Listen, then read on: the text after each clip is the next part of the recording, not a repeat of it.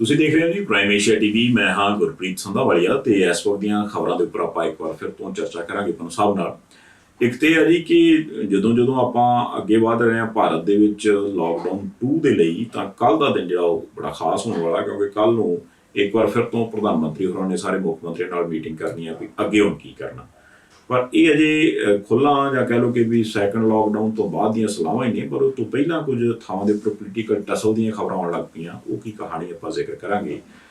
ਫਿਰ ਅਮਰੀਕਾ ਦੀ ਗੱਲ ਵੀ ਕਰਨੀ ਬਣਦੀ ਹੈ, ਕਿਉਂਕਿ ਉੱਥੇ ਵੀ ਆਪਸ ਦੇ ਵਿੱਚ ਜਿਹੜੀ ਹੁਣ ਰਾਜਨੇਤਾ ਲੋਕ ਨੇ ਆਪਸ 'ਚ ਖੇਡਣ ਲੱਗ ਪਏ ਨੇ।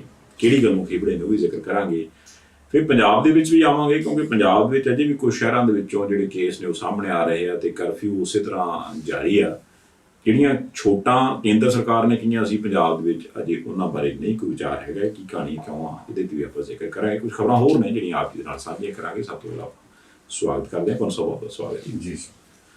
ਮਤਲਬ ਜਿੱਦਾਂ ਮੈਂ ਹੁਣੇ ਗੱਲ ਕੀਤੀ ਕਿ ਵੀ ਪੋਲੀਟੀਕਲ ਟਸਲ ਜਿਹੜੀ ਹੈ ਉਹ ਵੀ ਹੁਣ ਹੋਣ ਲੱਗ ਪਈ। ਪਹਿਲਾਂ ਆਪਾਂ ਗੱਲ ਕਰਦੇ ਸੀ ਵੀ ਲਾਕਡਾਊਨ ਲੰਮਾ ਹੋ ਗਿਆ ਤੇ ਘਰਾਂ 'ਚ ਲੜਾਈਆਂ ਹੋਣ ਲੱਗ ਪਈਆਂ ਜੀ। ਹੁਣ ਘਰਾਂ ਨੂੰ ਛੱਡ ਕੇ ਤੇ ਪੋਲੀਟੀਕਲ ਪਾਰਟੀਆਂ ਲੜਨ ਲੱਗ ਪਈਆਂ, ਕਿਉਂਕਿ ਸੁਣ 'ਚ ਆ ਰਿਹਾ ਕਿ ਵੀ ਜਿੱਦਾਂ ਪੱਛਮੀ ਬੰਗਾਲ ਆ, ਕਿਉਂਕਿ ਉੱਥੇ ਪੋਲੀਟੀਕਲ ਟਸਲ ਭਾਜਪਾ ਦੇ ਨਾਲ ਮਮਤਾ ਬੈਨਰਜੀ ਦੀ ਆਲਰੇਡੀ ਹੈਗੀ ਹੈ। ਤੇ ਹੁਣ ਇਹ ਸੁਣ 'ਚ ਆਇਆ ਕਿ ਵੀ ਜਿਵੇਂ ਕੇਂਦਰ ਸਰਕਾਰ ਨੇ ਉੱਥੇ ਕਰੋਨਾ ਦਾ ਕਰਕੇ ਜਿਹੜੀਆਂ ਟੀਮਾਂ ਭੇਜੀਆਂ, ਉਹਦੇ 'ਤੇ ਵੀ ਉੱਥੋਂ ਦੀ ਸਰਕਾਰ ਨੂੰ ਇਤਰਾਜ਼ ਆ। ਉਹ ਕਹਿੰਦੇ ਵੀ ਇਹ ਕੁਝ ਹੋਰ ਫੈਲਾ ਰਹੇ ਆ। ਦੇਖੋ ਗੁਰਪ੍ਰੀਤ ਦੀ ਜਿਹੜੀ ਪੋਲੀਟੀਕਲ ਟਸਲ ਹੈ ਜੀ, ਉਹ ਤੇ ਅੱਜ ਤੋਂ ਨਹੀਂ, 1959 ਤੋਂ ਤੁਰੀ ਹੁੰਦੀ ਜੀ। ਉਦੋਂ ਭਾਰਤ ਵਿੱਚ ਪਹਿਲੀ ਗੈਰ ਕਾਂਗਰਸੀ ਸਰਕਾਰ ਕੇਰਲਾ 'ਚ ਬਣੀ ਤੇ ਕਾਮਰੇਡ ਨੰਬੂਦਰੀਪਾਦ ਮੁੱਖ ਮੰਤਰੀ ਸੀ ਜੀ। ਸਿਰਫ ਇੱਕ ਮੈਂਬਰ ਦੀ ਬਹੁ ਗਿਣਤੀ ਨਾਲ ਸਰਕਾਰ ਚੱਲਦੀ ਸੀ। ਇਹਨਾਂ ਨੇ ਨੋਟਾਂ ਦੀਆਂ ਢੇਰੀਆਂ ਕਾਂਗਰਸੀਆਂ ਨੇ ਲਾਤੀਆਂ। ਕੇਂਦਰ ਦਾ ਦਬਾਅ ਵੀ ਪਾਇਆ ਕਿ ਇੱਕ MLA ਤੋੜ ਦਈਏ, ਪਰ ਉਹਨਾਂ ਦਾ ਇੱਕ ਵੀ ਇਹਨਾਂ ਤੋਂ ਤੋੜਿਆ ਨਾ ਗਿਆ ਤੇ ਅਖੀਰ ਨਾਲ ਡੰਡੇ ਨਾਲ ਸਰਕਾਰ ਤੋੜੀ ਸੀ ਜੀ। ਉਹਦੇ ਤੋਂ ਬਾਅਦ ਜਦੋਂ ਐਮਰਜੈਂਸੀ ਲੱਗੀ ਤੇ ਇੰਦਰਾ ਗਾਂਧੀ ਨੇ ਕੁਝ ਵਿਰੋਧੀਆਂ ਦੀਆਂ ਸਰਕਾਰਾਂ ਦੇ ਖਿਲਾਫ ਕਾਰਵਾਈ ਕੀਤੀ। ਐਮਰਜੈਂਸੀ ਤੋਂ ਬਾਅਦ ਮੁਰਾਰਜੀ ਦੇਸਾਈ ਦੀ ਸਰਕਾਰ ਆਈ ਤੇ ਇਹਨਾਂ ਨੇ ਆਉਂਦੇ ਸਾਰ ਜਿੰਨੀਆਂ ਕਾਂਗਰਸੀ ਸਰਕਾਰਾਂ ਸੀ ਉਹਨਾਂ 'ਚ ਪੰਜਾਬ ਦੀ ਗਿਆਨੀ ਜੈਲ ਸਿੰਘ ਦੀ ਸਰਕਾਰ ਵੀ ਸੀ, ਸਭ ਤੋੜ ਦਿੱਤੀਆਂ ਜੀ। ਜਦੋਂ ਸਿਰਫ ਪੌਣੇ 3 ਸਾਲਾਂ ਬਾਅਦ ਇੰਦਰਾ ਗਾਂਧੀ ਦੁਬਾਰਾ ਆ ਗਈ ਤੇ ਉਹਨੇ ਆਉਂਦਿਆਂ ਸਾਰ ਸਾਰੀਆਂ ਗੈਰ ਕਾਂਗਰਸੀ ਤੋੜ ਦਿੱਤੀਆਂ, ਜਿਨ੍ਹਾਂ 'ਚ ਪੰਜਾਬ ਦੀ ਬਾਦਲ ਸਰਕਾਰ ਵੀ ਸੀ। ਪੋਲੀਟੀਕਲ ਟਸਲ ਜੀ। ਫਿਰ 1983 ਦੇ ਵਿੱਚ ਬੰਗਾਲ ਦੀ ਕਾਂਗਰਸ ਪਾਰਟੀ ਦੀ ਕਾਮਰੇਡ ਜੋਤੀ ਬਾਸੂ ਵਾਲੀ ਸਰਕਾਰ ਦਾ ਤੇ ਇੰਦਰਾ ਗਾਂਧੀ ਦਾ ਵਿਰੋਧ ਸ਼ੁਰੂ ਹੋ ਗਿਆ। ਇੰਦਰਾ ਗਾਂਧੀ ਨੇ ਉੱਥੇ ਜਾ ਕੇ ਰੈਲੀ ਕੀਤੀ ਜੀ ਤੇ ਰੈਲੀ 'ਚ ਆਖਿਆ ਇੱਥੇ ਕੁਝ ਲੋਕ ਜਦੋਂ ਬੋਲਦੇ ਸਾਡੇ ਖਿਲਾਫ ਬੋਲਦੇ ਆ ਤੇ ਨਾਲੇ ਸਾਡੇ ਤੋਂ ਫੰਡ ਮੰਗਦੇ। ਇੱਕਦਾਂ ਹੋ ਸਕਦਾ, ਦੋਵੇਂ ਗੱਲਾਂ ਚੱਲ ਸਕਦੀਆਂ ਜੀ। ਅਗਲੇ ਹਫ਼ਤੇ ਉਸੇ ਥਾਂ ਤੇ ਰੈਲੀ ਕਰਕੇ ਤੇ ਜੋਤੀ ਬਾਸੂ ਨੇ ਆਖਿਆ ਸੀ ਕਿ ਜਿੰਨਾ ਪੈਸਾ ਕੇਂਦਰ ਵਿੱਚ ਜਾਂਦਾ ਉਹਦੇ ਵਿੱਚ ਬੰਗਾਲ ਦਾ ਵੀ ਆ, ਆਂਧਰਾ ਦਾ ਵੀ ਆ, ਕੇਰਲਾ ਦਾ ਵੀ ਆ, ਮਹਾਰਾਸ਼ਟਰ ਦਾ ਵੀ ਆ, ਪੰਜਾਬ ਦਾ ਵੀ ਆ, ਸਾਰਿਆਂ ਦਾ ਦੇਸ਼ ਦੇ ਲੋਕ ਦਿੰਦੇ ਜੀ। ਇਹ ਸਾਡਾ ਪੈਸਾ ਉਹਦੇ ਕੋਲ ਗਿਆ, ਤੁਸੀਂ ਨਾ ਲਓ, ਅਸੀਂ ਸਿੱਧਾ ਟੈਕਸ ਇੱਥੇ ਕਲੈਕਟ ਕਰ ਲੈਂਦੇ। ਇਹ ਸਾਡਾ ਪੈਸਾ ਗਿਆ ਤੇ ਦੇਸ਼ ਦੇ ਕੰਸੋਲੀਡੇਟਡ ਫੰਡ ਵਿੱਚੋਂ ਅਸੀਂ ਮੰਗਦੇ, ਕੋਈ ਗੁਨਾਹ ਨਹੀਂ ਕਰਦੇ। ਜਿਸ ਦਿਨ ਕਿਸੇ ਦੇ ਬਾਪ ਦੀ ਜ਼ਗੀਰ ਵਿੱਚੋਂ ਮੰਗਾਂਗੇ ਤੁਸੀਂ ਇਨਕਾਰ ਕਰ ਦਿਓ ਜੀ। ਬੜਾ ਰੌਲਾ ਪਿਆ ਸੀ ਕਿ ਇੰਦਰਾ ਗਾਂਧੀ ਦਾ ਭਾਵੇਂ ਨਾਂ ਨਹੀਂ ਲਿਆ ਪਰ ਬਾਪ ਦੀ ਜ਼ਗੀਰ ਲਫ਼ਜ਼ ਵਰਤਿਆ। ਉਹ ਤੋਂ ਬਾਅਦ ਵੀ ਕਈ ਮੌਕੇ ਆਏ, ਕਾਂਗਰਸ ਵਾਲਿਆਂ ਨੇ ਵਿਰੋਧੀ ਧਿਰ ਦੀਆਂ ਸਰਕਾਰਾਂ ਤੋੜੀਆਂ, ਵਿਰੋਧੀਆਂ ਨੇ ਕਾਂਗਰਸ ਦੀਆਂ ਤੋੜੀਆਂ।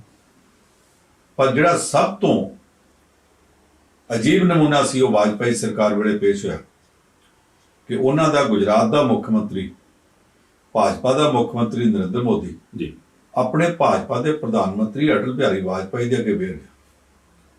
ਵਾਜਪਾਈ ਦੌਰਾ ਕਰਨ ਗਿਆ, ਜਦੋਂ ਉਹ ਪ੍ਰੈਸ ਕਾਨਫਰੰਸ ਕਰਦਾ ਗਿਆ ਪਿਆ ਸੀ ਤੇ ਉਹਨੇ ਇਹ ਆਖਿਆ ਕਿ ਰਾਜ ਧਰਮ ਜਿਹੜਾ ਉਹ ਨਿਭਾਉਣਾ ਚਾਹੀਦਾ। ਅੱਜ ਤੱਕ ਕਦੇ ਕੋਈ ਮੁੱਖ ਮੰਤਰੀ ਪ੍ਰਧਾਨ ਮੰਤਰੀ ਦੀ ਪ੍ਰੈਸ ਕਾਨਫਰੰਸ ਵਿੱਚ ਬੋਲਿਆ ਨਹੀਂ ਸੀ ਤੇ ਇਹਨੇ ਅੱਗੋਂ ਦੇ ਚੁੱਕ ਕੇ ਆਖਿਆ ਤੇ ਇਹੋ ਤਾਂ ਮੈਂ ਕਰਦਾ ਪਿਆ। ਜਦੋਂ ਨੇਤਾ ਆਖਿਆ ਤੇ ਵਾਜਪਾਈ ਤਰਬ ਕੇ ਅੱਗੇ ਕੀ ਹੋ ਗਿਆ, ਜਿਹੜੀ ਗੱਲ ਅੱਜ ਤੱਕ ਕਦੇ ਨਹੀਂ ਹੋਈ ਜੀ। ਇੱਕਦਮ ਉਹਦਾ ਨਤੀਜਾ ਇਹ ਨਿਕਲਿਆ ਕਿ ਵਾਜਪਾਈ ਛੇਤੀ ਛੇਤੀ ਆਪਣੀ ਪ੍ਰੈਸ ਕਾਨਫਰੰਸ ਮੁਕਾ ਕੇ ਆ ਗਿਆ ਸੀ। ਫਿਰ ਨਰਿੰਦਰ ਮੋਦੀ ਨੇ ਗੁਜਰਾਤ ਦਾ ਮੁੱਖ ਮੰਤਰੀ ਹੁੰਦੇ ਕੇਂਦਰ ਦੀਆਂ ਮੀਟਿੰਗਾਂ 'ਚ ਆਉਣਾ ਛੱਡਿਆ ਸੀ, ਆਪਣੇ ਮੰਤਰੀਆਂ ਨੂੰ ਭੇਜ ਦਿੰਦਾ ਹੁੰਦਾ ਨਹੀਂ ਸੀ।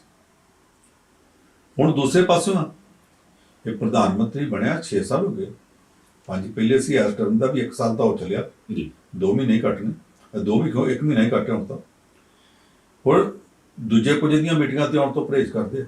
ਬੀਜੇਪੀ ਵਾਲੇ ਕਹਿੰਦੇ ਜੀ ਆਉਂਦੇ ਨਹੀਂ, ਤੁਸੀਂ ਇਹਨੂੰ ਪੁੱਛੋਗੇ ਕਿਉਂ ਨਹੀਂ ਸੀ ਆਉਂਦਾ। ਕਰੋਨਾ ਵਾਇਰਸ ਦੀ ਸਮੱਸਿਆ ਸਾਰੀ ਦੁਨੀਆ ਦੀ ਸਮੱਸਿਆ, ਦੁਨੀਆ ਦਾ ਕਿਹੜਾ ਦੇਸ਼ ਬਚਿਆ?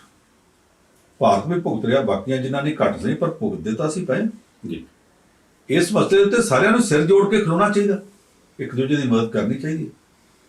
ਪਰ ਇਹਨਾਂ ਨੇ ਕਰੋਨਾ ਦੇ ਖਿਲਾਫ ਲੜਨ ਦੇ ਬਜਾਏ ਕਾਂਗਰਸ ਦੇ ਖਿਲਾਫ ਲੜਾਈ ਵਿੱਢ ਲਈ। ਮੱਧ ਪ੍ਰਦੇਸ਼ ਦੀ ਬੰਦਾ ਕੋ ਬਹੁਤਾ ਚੰਗਾ ਨਹੀਂ ਕਮਲਨਾਥ, ਪਰ ਉਹਦੀ ਸਰਕਾਰ ਤੋੜਨ ਵਾਸਤੇ ਇਹਨਾਂ ਨੇ 5 ਦਿਨ ਪਾਰਲੀਮੈਂਟ ਦਾ ਸੈਸ਼ਨ ਇਸ ਕਰਕੇ ਚੱਲਦਾ ਰੱਖਿਆ ਕਿ ਮੰਗ ਕਰਦੇ ਸੀ ਕਿ ਮਹਾਰਾਜ ਮੱਧ ਪ੍ਰਦੇਸ਼ ਦੀ ਅਸੈਂਬਲੀ ਸੱਦੋ, ਉੱਥੇ ਭਰੋਸੇ ਦਾ ਵੋਟ ਲੈਣਾ।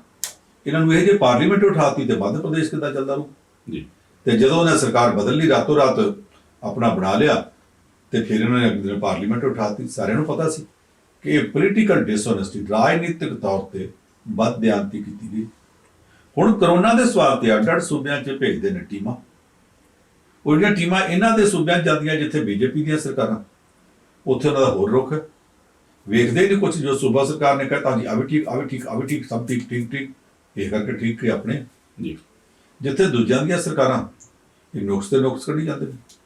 ਹੁਣ ਪੱਛਮੀ ਬੰਗਾਲ 'ਚ ਗਏ ਤੇ ਉੱਥੇ ਜਾ ਕੇ ਇੰਨੀ ਕੁੜੱਤਣ ਖਿਲਾਰੀ ਹੈ ਇਹਨਾਂ ਦੀ ਟੀਮ ਨੇ ਕਿ ਉੱਥੋਂ ਦੀ ਸਰਕਾਰ ਨੇ ਆਖਿਆ, ਉੱਥੋਂ ਦੀ ਰਾਜ ਕਰਦੀ ਪਾਰਟੀ ਤ੍ਰਿਣਮੂਲ ਕਾਂਗਰਸ ਨੇ ਆਖਿਆ ਕਿ ਇਹ ਕਰੋਨਾ ਦੇ ਨਾਂ ਦੇ ਉੱਤੇ ਕੇਂਦਰ ਸਰਕਾਰ ਵੱਲੋਂ ਆਏ ਦੂਤ ਇੱਥੇ ਪੋਲੀਟੀਕਲ ਵਾਇਰਸ ਖਿਲਾ ਰਹੇ। ਇੱਕ ਕਰੋਨਾ ਦਾ ਵਾਇਰਸ ਹੈ, ਇੱਕ ਪੋਲੀਟੀਕਲ ਵਾਇਰਸ ਆ ਗਿਆ ਜੀ। ਉਹ ਕਹਿੰਦੇ ਪੋਲੀਟੀਕਲ ਵਾਇਰਸ ਖਿਲਾਉਣ ਵਾਸਤੇ ਜਿੱਥੇ ਉਹਨਾਂ ਦੇ ਨਾ ਹੀ ਹੋ, ਇਹ ਗੱਲ ਕੁਝ ਹੋਰ ਨਾ ਥਾਵਾਂ ਤੋਂ ਨਹੀਂ ਆਉਂਦੀ ਪਈ ਜੀ। ਇਹ ਜਿੱਥੇ ਜਿੱਥੇ ਵੀ ਮਤਲਬ ਇਸ ਵੇਲੇ ਮਹਾਰਾਸ਼ਟਰ ਦੀ ਸਰਕਾਰ ਨਾਲ ਵੀ ਤੇ ਨਾ ਰੇਟਕਾ ਪਿਆ ਫਿਰਦਾ। ਉਹ 3 ਸਾਧੂਆਂ ਦੇ ਸਵਾਲ ਦੇ ਉੱਤੇ ਪਾਈ ਫਿਰਦੇ। ਉਹ ਕਹਿੰਦੇ ਜੀ 9-10 ਬੰਦੇ ਫੜ ਲਿਆ, ਹੁਣ ਕੀ ਕਰੀਏ, ਸਾਰਾ ਪਿੰਡ ਫਾਇਲ ਲਾ ਦਈਏ। ਇਹ ਉਹਦੇ ਉੱਤੇ ਵੀ ਨਾ ਤਸੱਲੀ ਨਹੀਂ। ਜਿਸ ਤਰ੍ਹਾਂ ਦਾ ਇਸ ਵੇਲੇ ਪੋਲੀਟੀਕਲ ਮਾਹੌਲ ਬਣਾ ਰਹੀ ਹੈ ਨਰਿੰਦਰ ਮੋਦੀ ਸਰਕਾਰ ਜੀ, ਇਹ ਮਾਹੌਲ ਕਰੋਨਾ ਵਾਇਰਸ ਦੇ ਖਿਲਾਫ ਲੜਾਈ ਦੇ ਵਿੱਚ ਚੰਗਾ ਨਹੀਂ। ਇਹਨਾਂ ਨੂੰ ਥੋੜਾ ਜਿਹਾ ਠਰਮਾ ਰੱਖਣਾ ਚਾਹੀਦਾ, ਥੋੜੀ ਠੰਡ ਰੱਖਣੀ ਚਾਹੀਦੀ ਹੈ। ਪਰ ਇਹ ਸਮਝਦੇ ਆ ਕਿ ਕਰੋਨਾ ਜਦੋਂ ਪੁੱਟਿਆ ਨਾ ਜਾਵੇ, ਕੋਈ ਗੱਲ ਨਹੀਂ, ਬਾਅਦ ਵਿੱਚ ਵੇਖੀ ਜਾਓ। ਜਿਹੜੇ ਰਾਜਸੀ ਵਿਰੋਧੀ ਹੈ ਉਹਨਾਂ ਦੀਆਂ ਸਰਕਾਰਾਂ ਹੀ ਪੁੱਟ ਲਓ। ਇਹੋ ਜਿਹੇ ਮੌਕੇ ਤੇ ਇਸ ਤਰ੍ਹਾਂ ਦੀ ਰਾਜਨੀਤੀ ਕਰਨੀ ਨਹੀਂ ਚਾਹੀਦੀ। ਜਿਹੜਾ ਦੋਸ਼ ਲੱਗਦਾ ਪਿਆ, ਜੇ ਦੋਸ਼ ਸੱਚਾ ਜਿਸ ਤਰ੍ਹਾਂ ਉਹ ਸਰਕਾਰਾਂ ਸਾਰੀਆਂ ਕਹਿੰਦੀਆਂ ਨੇ, ਇਹਦੇ ਤੋਂ ਥੋੜਾ ਜਿਹਾ ਕੁਝ ਪਰਹੇਜ਼ ਕੀਤਾ ਜਾਣਾ ਚਾਹੀਦਾ ਜੀ। ਰਾਜਨੀਤੀ ਇਸ ਹੱਦ ਤੱਕ ਨਹੀਂ ਜਾਣੀ ਚਾਹੀਦੀ। ਇਹ ਜਿਹੜੀ ਆਪਾਂ ਪੰਸੋਂ ਕੱਲ ਗੱਲ ਕਰਦੇ ਸੀ ਛੋਟਾਂ ਦੀ, ਆਲ ਓਵਰ ਇੰਡੀਆ ਲਾਕਡਾਊਨ ਦੇ ਵਿੱਚ ਛੋਟਾਂ ਦੀ ਗੱਲ ਹੋਈ ਸੀ, ਤੁਹਾਨੂੰ ਲੱਗਦਾ ਕਿ ਅੱਗੇ ਕੁਝ ਉਹਦੇ ਨਾਲ ਫਰਕ ਪਿਆ ਲੋਕਾਂ ਨੂੰ? ਕਿਉਂਕਿ ਬਹੁਤੀਆਂ ਸਟੇਟਾਂ ਨੇ ਤੇ ਮੇਰਾ ਖਿਆਲ ਮਨਾ ਹੀ ਕਰ ਦਿੱਤਾ ਕਿ ਨਹੀਂ, ਛੋਟਾਂ ਉਹਨਾਂ ਨੇ ਦਿੱਤੀਆਂ ਨੇ, ਕੁਝ ਸੂਬਿਆਂ 'ਚ ਹੈਗੀਆਂ। ਉੜੀਸਾ ਵਿੱਚ ਉਹਨਾਂ ਨੇ ਦਿੱਤੀਆਂ ਨੇ ਛੋਟਾਂ, ਤੇ ਕੇਂਦਰ ਸਰਕਾਰ ਦਖਲ ਨਹੀਂ ਦੇ ਸਕੀ ਕਿਉਂਕਿ ਨਵੀਨ ਪਟਨਾਇਕ ਕਿਸੇ ਦੀ ਪਰਵਾਹ ਨਹੀਂ ਕਰਦਾ ਜੀ। ਤੇ ਉੱਥੇ ਮੌਤਾਂ ਵੀ ਬਹੁਤੀਆਂ ਨਹੀਂ ਹੋਈਆਂ, ਤੇ ਮੌਤਾਂ ਤਾਂ ਕੇਰਲਾ 'ਚ ਵੀ ਨਹੀਂ ਹੋਈਆਂ। ਉਹਨਾਂ ਆਖਿਆ ਸੀ ਛੋਟਾਂ ਦੇਣੀਆਂ ਤੇ ਇਹਨਾਂ ਰੋਕ ਦਿੱਤਾ। ਗੁਜਰਾਤ ਵਿੱਚ ਇਹਨਾਂ ਨੇ ਆਖਿਆ ਛੋਟਾਂ ਦੇ ਲਓ, ਪਰ ਗੁਜਰਾਤ ਵਿੱਚ ਕੇਸ ਤੇ ਕੇਸ ਵਧੀ ਜਾਂਦੇ ਜੀ। ਜਦੋਂ ਮਹਾਰਾਸ਼ਟਰ ਦੀ ਤੇ ਦਿੱਲੀ ਦੀ ਆਪੋ ਵਿੱਚ ਮੁਕਾਬਲੇਬਾਜ਼ੀ ਚੱਲਦੀ ਸੀ, ਮੌਤਾਂ ਉੱਥੇ ਵੱਧ ਹੋ ਰਹੀਆਂ, ਮੌਤਾਂ ਉੱਥੇ ਵੱਧ ਹੋ ਰਹੀਆਂ। ਇੱਕ ਦਿਨ ਦਿੱਲੀ 'ਚ ਵੱਧ ਮੌਤਾਂ ਹੋ ਜਾਂਦੀਆਂ ਸੀ, ਇੱਕ ਦਿਨ ਮਹਾਰਾਸ਼ਟਰ 'ਚ। ਉਦੋਂ ਗੁਜਰਾਤ ਕਿਸੇ ਗਿਣਤੀ 'ਚ ਨਹੀਂ ਸੀ, 5, 6, 7 ਮੌਤਾਂ ਤੇ ਖੜਾ ਸੀ। ਫਿਰ ਮੱਧ ਪ੍ਰਦੇਸ਼ ਉਹਨਾਂ ਦੋਵਾਂ ਨਾਲ ਬਰਾਬਰ ਮਿਲਣ ਲੱਗਾ। ਦਿੱਲੀ ਪਛੜ ਗਿਆ, ਮੱਧ ਪ੍ਰਦੇਸ਼ 'ਚ ਵੱਧ ਮੌਤਾਂ ਹੋ ਗਈਆਂ। ਹੁਣ ਗੁਜਰਾਤ ਇੱਕਦਮ ਤੇਜ਼ੀ ਨਾਲ ਮੌਤਾਂ ਉੱਥੇ ਵਧੀਆਂ ਨੇ ਤੇ ਮੱਧ ਪ੍ਰਦੇਸ਼ ਤੋਂ ਵੀ ਉੱਪਰ ਚਲਾ ਗਿਆ। ਜਦੋਂ ਮੱਧ ਪ੍ਰਦੇਸ਼ ਤੋਂ ਵੀ ਉੱਪਰ ਚਲਾ ਗਿਆ ਤੇ ਇਹ ਕੇਂਦਰ ਤੋਂ ਛੋਟਾਂ ਦੇ ਵੀ ਦੇਣ। ਜਿਹੜਾ ਵਿਜੇ ਰੂਪਾਣੀ ਇਹਨਾਂ ਦਾ ਮੁੱਖ ਮੰਤਰੀ ਹੈ ਭਾਜਪਾ ਦਾ ਉੱਥੇ ਜੀ, ਉਹ ਗੁਜਰਾਤ ਦੇ ਵਿੱਚ ਛੋਟਾਂ ਦੇ ਕਿਵੇਂ ਦੇਵੇਗਾ? ਅਹਿਮਦਾਬਾਦ 'ਚ ਸਮੱਸਿਆ ਬਹੁਤ ਹੈ, ਤੇਲੰਗਾਨਾ ਦੇ ਹੈਦਰਾਬਾਦ 'ਚ ਬਹੁਤ ਸਮੱਸਿਆ, ਉੱਤਰ ਪ੍ਰਦੇਸ਼ ਦੇ ਆਗਰਾ ਵਿੱਚ, ਕਾਨਪੁਰ 'ਚ, ਲਖਨਊ 'ਚ, ਨੋਇਡਾ ਤੇ ਗ੍ਰੇਟਰ ਨੋਇਡਾ ਦੋਵਾਂ ਦੇ ਵਿੱਚ ਬਹੁਤ ਸਮੱਸਿਆ। ਜਿੱਥੇ ਜਿੱਥੇ ਸਮੱਸਿਆ ਉੱਥੇ ਛੋਟਾਂ ਦੇ ਕਿਹੜਾ ਦੇਵੇਗਾ ਜੀ। ਸਾਡੇ ਪੰਜਾਬ 'ਚ ਕਰਫਿਊ ਦੇ ਬਾਵਜੂਦ ਕੁਝ ਛੋਟਾਂ ਨੇ, ਸਾਰੀਆਂ ਤਾਂ ਦਿੱਤੀਆਂ ਨਹੀਂ ਜਾ ਸਕਦੀਆਂ, ਪਰ ਕੁਝ ਛੋਟਾਂ ਨੇ। ਤੇ ਜਿਹੜੇ ਇਲਾਕਿਆਂ 'ਚ ਬਹੁਤ ਸਥਿਤੀ ਖਰਾਬ ਹੈ, ਸ਼ਹਿਰ ਦਾ ਜਿਹੜਾ ਤੰਗ ਇਲਾਕਾ, ਉਹਦੇ 'ਚ ਲਗਾਤਾਰ ਕੇਸ ਵਧੀ ਜਾ ਰਹੇ ਨੇ ਜੀ, ਬਸਤੀਆਂ 'ਚ ਵੱਧ ਰਹੇ ਨੇ, ਉੱਥੇ ਛੋਟਾਂ ਦੇ ਕੇ ਨੁਕਸਾਨ ਕਰਾਉਣਾ, ਉੱਥੇ ਛੋਟਾਂ ਨਹੀਂ ਦਿੱਤੀਆਂ ਜਾ ਸਕਦੀਆਂ।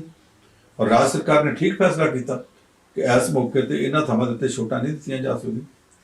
ਪਟਿਆਲੇ ਦੇ ਵਿੱਚ, ਖਾਸ ਤੌਰ ਤੇ ਰਾਜਪੁਰੇ ਦੇ ਵਿੱਚ, ਉੱਥੇ ਛੋਟਾਂ ਨਹੀਂ ਦਿੱਤੀਆਂ ਜਾ ਸਕਦੀਆਂ ਜੀ। ਲੁਧਿਆਣੇ ਦੇ ਵਿੱਚ ਵੀ ਛੋਟਾਂ ਦੇਣ ਤੋਂ ਅਜੇ ਪਰਹੇਜ਼ ਕਰਦੇ ਪਏ, ਅੰਮ੍ਰਿਤਸਰ 'ਚ ਵੀ, ਪਠਾਨਕੋਟ 'ਚ ਵੀ। ਜਿੱਥੇ ਜਿੱਥੇ ਸਮੱਸਿਆ ਜਾਪਦੀ ਹੈ ਉਹਨਾਂ ਥਾਵਾਂ ਤੇ ਛੋਟਾਂ ਨਹੀਂ ਦੇ ਰਹੇ। ਪਰ ਨਵਾਂ ਸ਼ਹਿਰ ਉੱਥੇ ਪਹਿਲਾਂ ਸਭ ਤੋਂ ਵੱਧ ਸਮੱਸਿਆ ਸੀ, ਹੁਣ ਸਮੱਸਿਆ ਖਤਮ ਹੋ ਚੁੱਕੀ ਹੈ।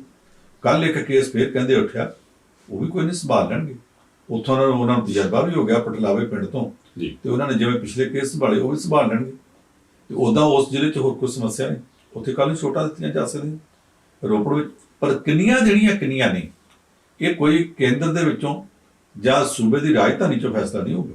ਇਹ ਫੈਸਲਾ ਤਾਂ ਜਿਹੜੇ ਜ਼ਿਲ੍ਹਿਆਂ ਦੇ ਵਿੱਚ ਐਡਮਿਨਿਸਟ੍ਰੇਟਰ ਬੈਠੇ ਨੇ, ਡਿਪਟੀ ਕਮਿਸ਼ਨਰ ਨੇ, ਐਸਐਸਪੀ ਨੇ, ਹੈਲਥ ਵਿਭਾਗ ਦੇ ਸਿਵਲ ਸਰਜਨ ਨੇ, ਜੀ, ਉਹ ਫੈਸਲਾ ਕਰਨਗੇ ਕਿ ਕਿੰਨੀ ਛੋਟ ਦੇਣੀ ਹੈ ਕਿੰਨੀ ਨਹੀਂ ਦੇਣੀ।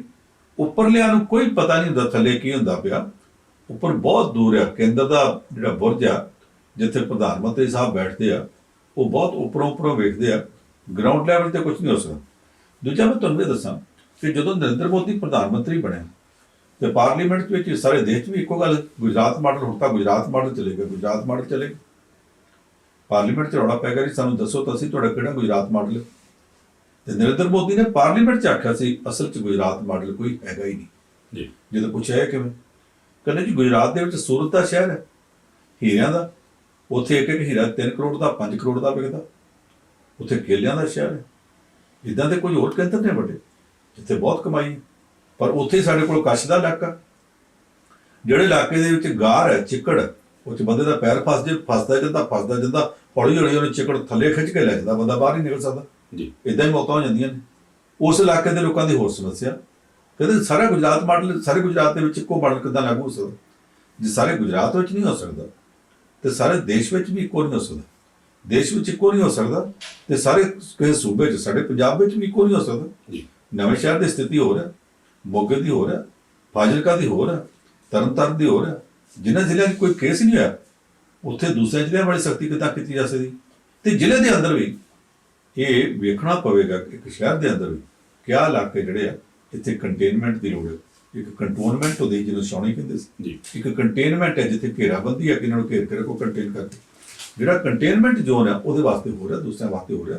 ਕੋਈ ਇੱਕੋ ਜਿਹਾ ਮਾਡਲ ਸਾਰੇ ਦੇਸ਼ ਵਾਸਤੇ ਨਹੀਂ ਹੋ ਸਕਦਾ। ਤੇ ਮੌਜੂਦਾ ਸਥਿਤੀ ਬਨੂ ਸਾਹਿਬ ਕੀ ਹੈ? ਕਿਉਂਕਿ ਇਹ ਵੀ ਸੁਣ ਚਾਹੁੰਦਾ ਵੀ ਕੁਝ ਥਾਵਾਂ ਤੇ ਤਾਂ ਹੁਣ ਬਹੁਤ ਵਧੀਆ ਹੋਈ ਜਾਂਦਾ, ਤੇ ਜਦੋਂ ਕੁਝ ਸ਼ਹਿਰਾਂ ਤੋਂ ਆਪਾਂ ਨੂੰ ਇਹ ਖਬਰ ਮਿਲਦੀ ਹੈ ਕਿ ਅਚਾਨਕ ਤੋਂ ਇੰਨੇ ਕੇਸ ਦੁਬਾਰਾ ਤੋਂ ਵੱਧ ਗਏ, ਉਹ ਫਿਰ ਇੱਕ ਨਾ ਘਬਰਾ ਪੰਜਾਬ ਦੀ ਕੁਛ ਨਹੀਂ। ਜੀ ਜੀ, ਪੰਜਾਬ ਦੀ। ਪੰਜਾਬ ਦੇ ਵਿੱਚ ਇਸ ਵੇਲੇ ਦੀ ਸਥਿਤੀ ਜਿਹੜੀ ਆ ਉਹ ਤਾਂ ਇਹ ਹੈ ਕਿ ਹੁਣ ਤੱਕ 18 ਮੌਤਾਂ ਹੋਈਆਂ ਨੇ, 309 ਕੇਸ ਹੋਏ ਨੇ।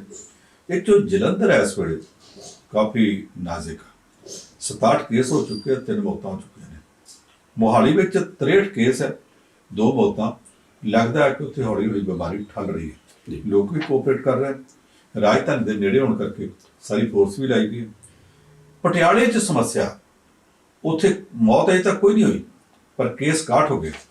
ਇਹਨਾਂ 61 ਦੇ ਵਿੱਚੋਂ 45 ਕੇਸ ਤਾਂ ਇਕੱਲੇ ਰਾਜਪੁਰੇ ਦੇ। ਰਾਜਪੁਰੇ ਦੇ ਵਿੱਚ ਦੜੇ ਸੱਟੇ ਲਾਉਣ ਵਾਲੇ ਬੰਦੇ ਜਿਹੜੇ, ਜਿਨ੍ਹਾਂ ਨੇ ਇੱਕ ਹੁੱਕਾ ਪਾਰਟੀ ਕੀਤੀ, ਹੁੱਕਾ ਬਾਰ ਵੀ ਚਲਾਉਂਦੇ ਸੀ, ਕਹਿੰਦੇ ਉਹਨਾਂ ਨੂੰ ਕਿਸੇ ਪੋਲੀਟੀਕਲ ਬੰਦੇ ਦੀ ਸ਼ਹਿ ਵੀ ਸੀ, ਉਹ ਹੁੱਕਾ ਬਾਰ ਚਲਾਉਂਦੇ ਸੀ, ਹੁੱਕਾ ਪਾਰਟੀ ਕੀਤੀ। ਉਹਦੇ ਵਿੱਚੋਂ ਕਿੰਨੇ ਬੰਦੇ ਬਿਮਾਰ ਹੋ ਗਏ? 1 2 3 4 ਜਿੰਨੇ ਰਾਜਪੁਰੇ 'ਚੋਂ ਕੇਸ ਨਿਕਲਦੇ ਪਏ ਉਸੇ ਗਰੁੱਪ ਦੇ। ਤੇ ਉਹਨਾਂ ਦਾ ਲੀਡਰ ਕੌਣ ਹੈ? ਸ਼ਿਵ ਸੈਨਾ ਦਾ ਲੀਡਰ ਹੈ ਉਹ। ਸਾਨੂੰ ਇਹ ਯਾਦ ਰੱਖਣਾ ਚਾਹੀਦਾ ਕਿ 5 ਸਾਲ ਪਹਿਲਾਂ ਜੀ ਇੱਕ ਵਾਰੀ ਵੀਡੀਓ ਵਾਇਰਲ ਹੋਈਆਂ ਸੀ ਅਕਾਲੀ ਭਾਜਪਾ ਸਰਕਾਰ ਵੇਲੇ ਕਿ ਸ਼ਿਵ ਸੈਨਾ ਵਾਲੇ ਲੋਕ ਜਿਪਸੀਆਂ ਲੈ ਕੇ ਨਾਲ ਪੁਲਿਸ ਲੈ ਕੇ ਰਾਜਪੁਰੇ ਤੋਂ ਅੱਗੇ ਸ਼ੰਭੂ ਵਾਲਾ ਬੈਰੀਅਰ ਜਿੱਥੋਂ ਹਰਿਆਣੇ ਜਾਈਦਾ, ਉੱਥੇ ਜਾ ਕੇ ਗਾਵਾਂ ਵਾਲੇ ਟਰੱਕਾਂ ਨੂੰ ਪੁਲਿਸ ਦੀ ਮਦਦ ਨਾਲ ਘੇਰਦੇ ਆ। ਘੇਰ ਕੇ ਉਹਨਾਂ ਬੰਦਿਆਂ ਨੂੰ ਲੰਮੇ ਪਾ ਕੁੱਟਦੇ ਆ, ਫਿਰ ਥਾਣੇ ਲਿਜਾ ਕੇ ਤੇ ਹੋਰ ਗਲਤ ਕੰਮ ਕਰਦੇ ਨੇ। ਉਹ ਸਾਰਾ ਕੁਝ ਆ ਗਿਆ ਸਾਹਮਣੇ। ਤੇ ਫਿਰ ਗਾਵਾਂ ਕਿੱਥੇ ਜਾਂਦੀਆਂ?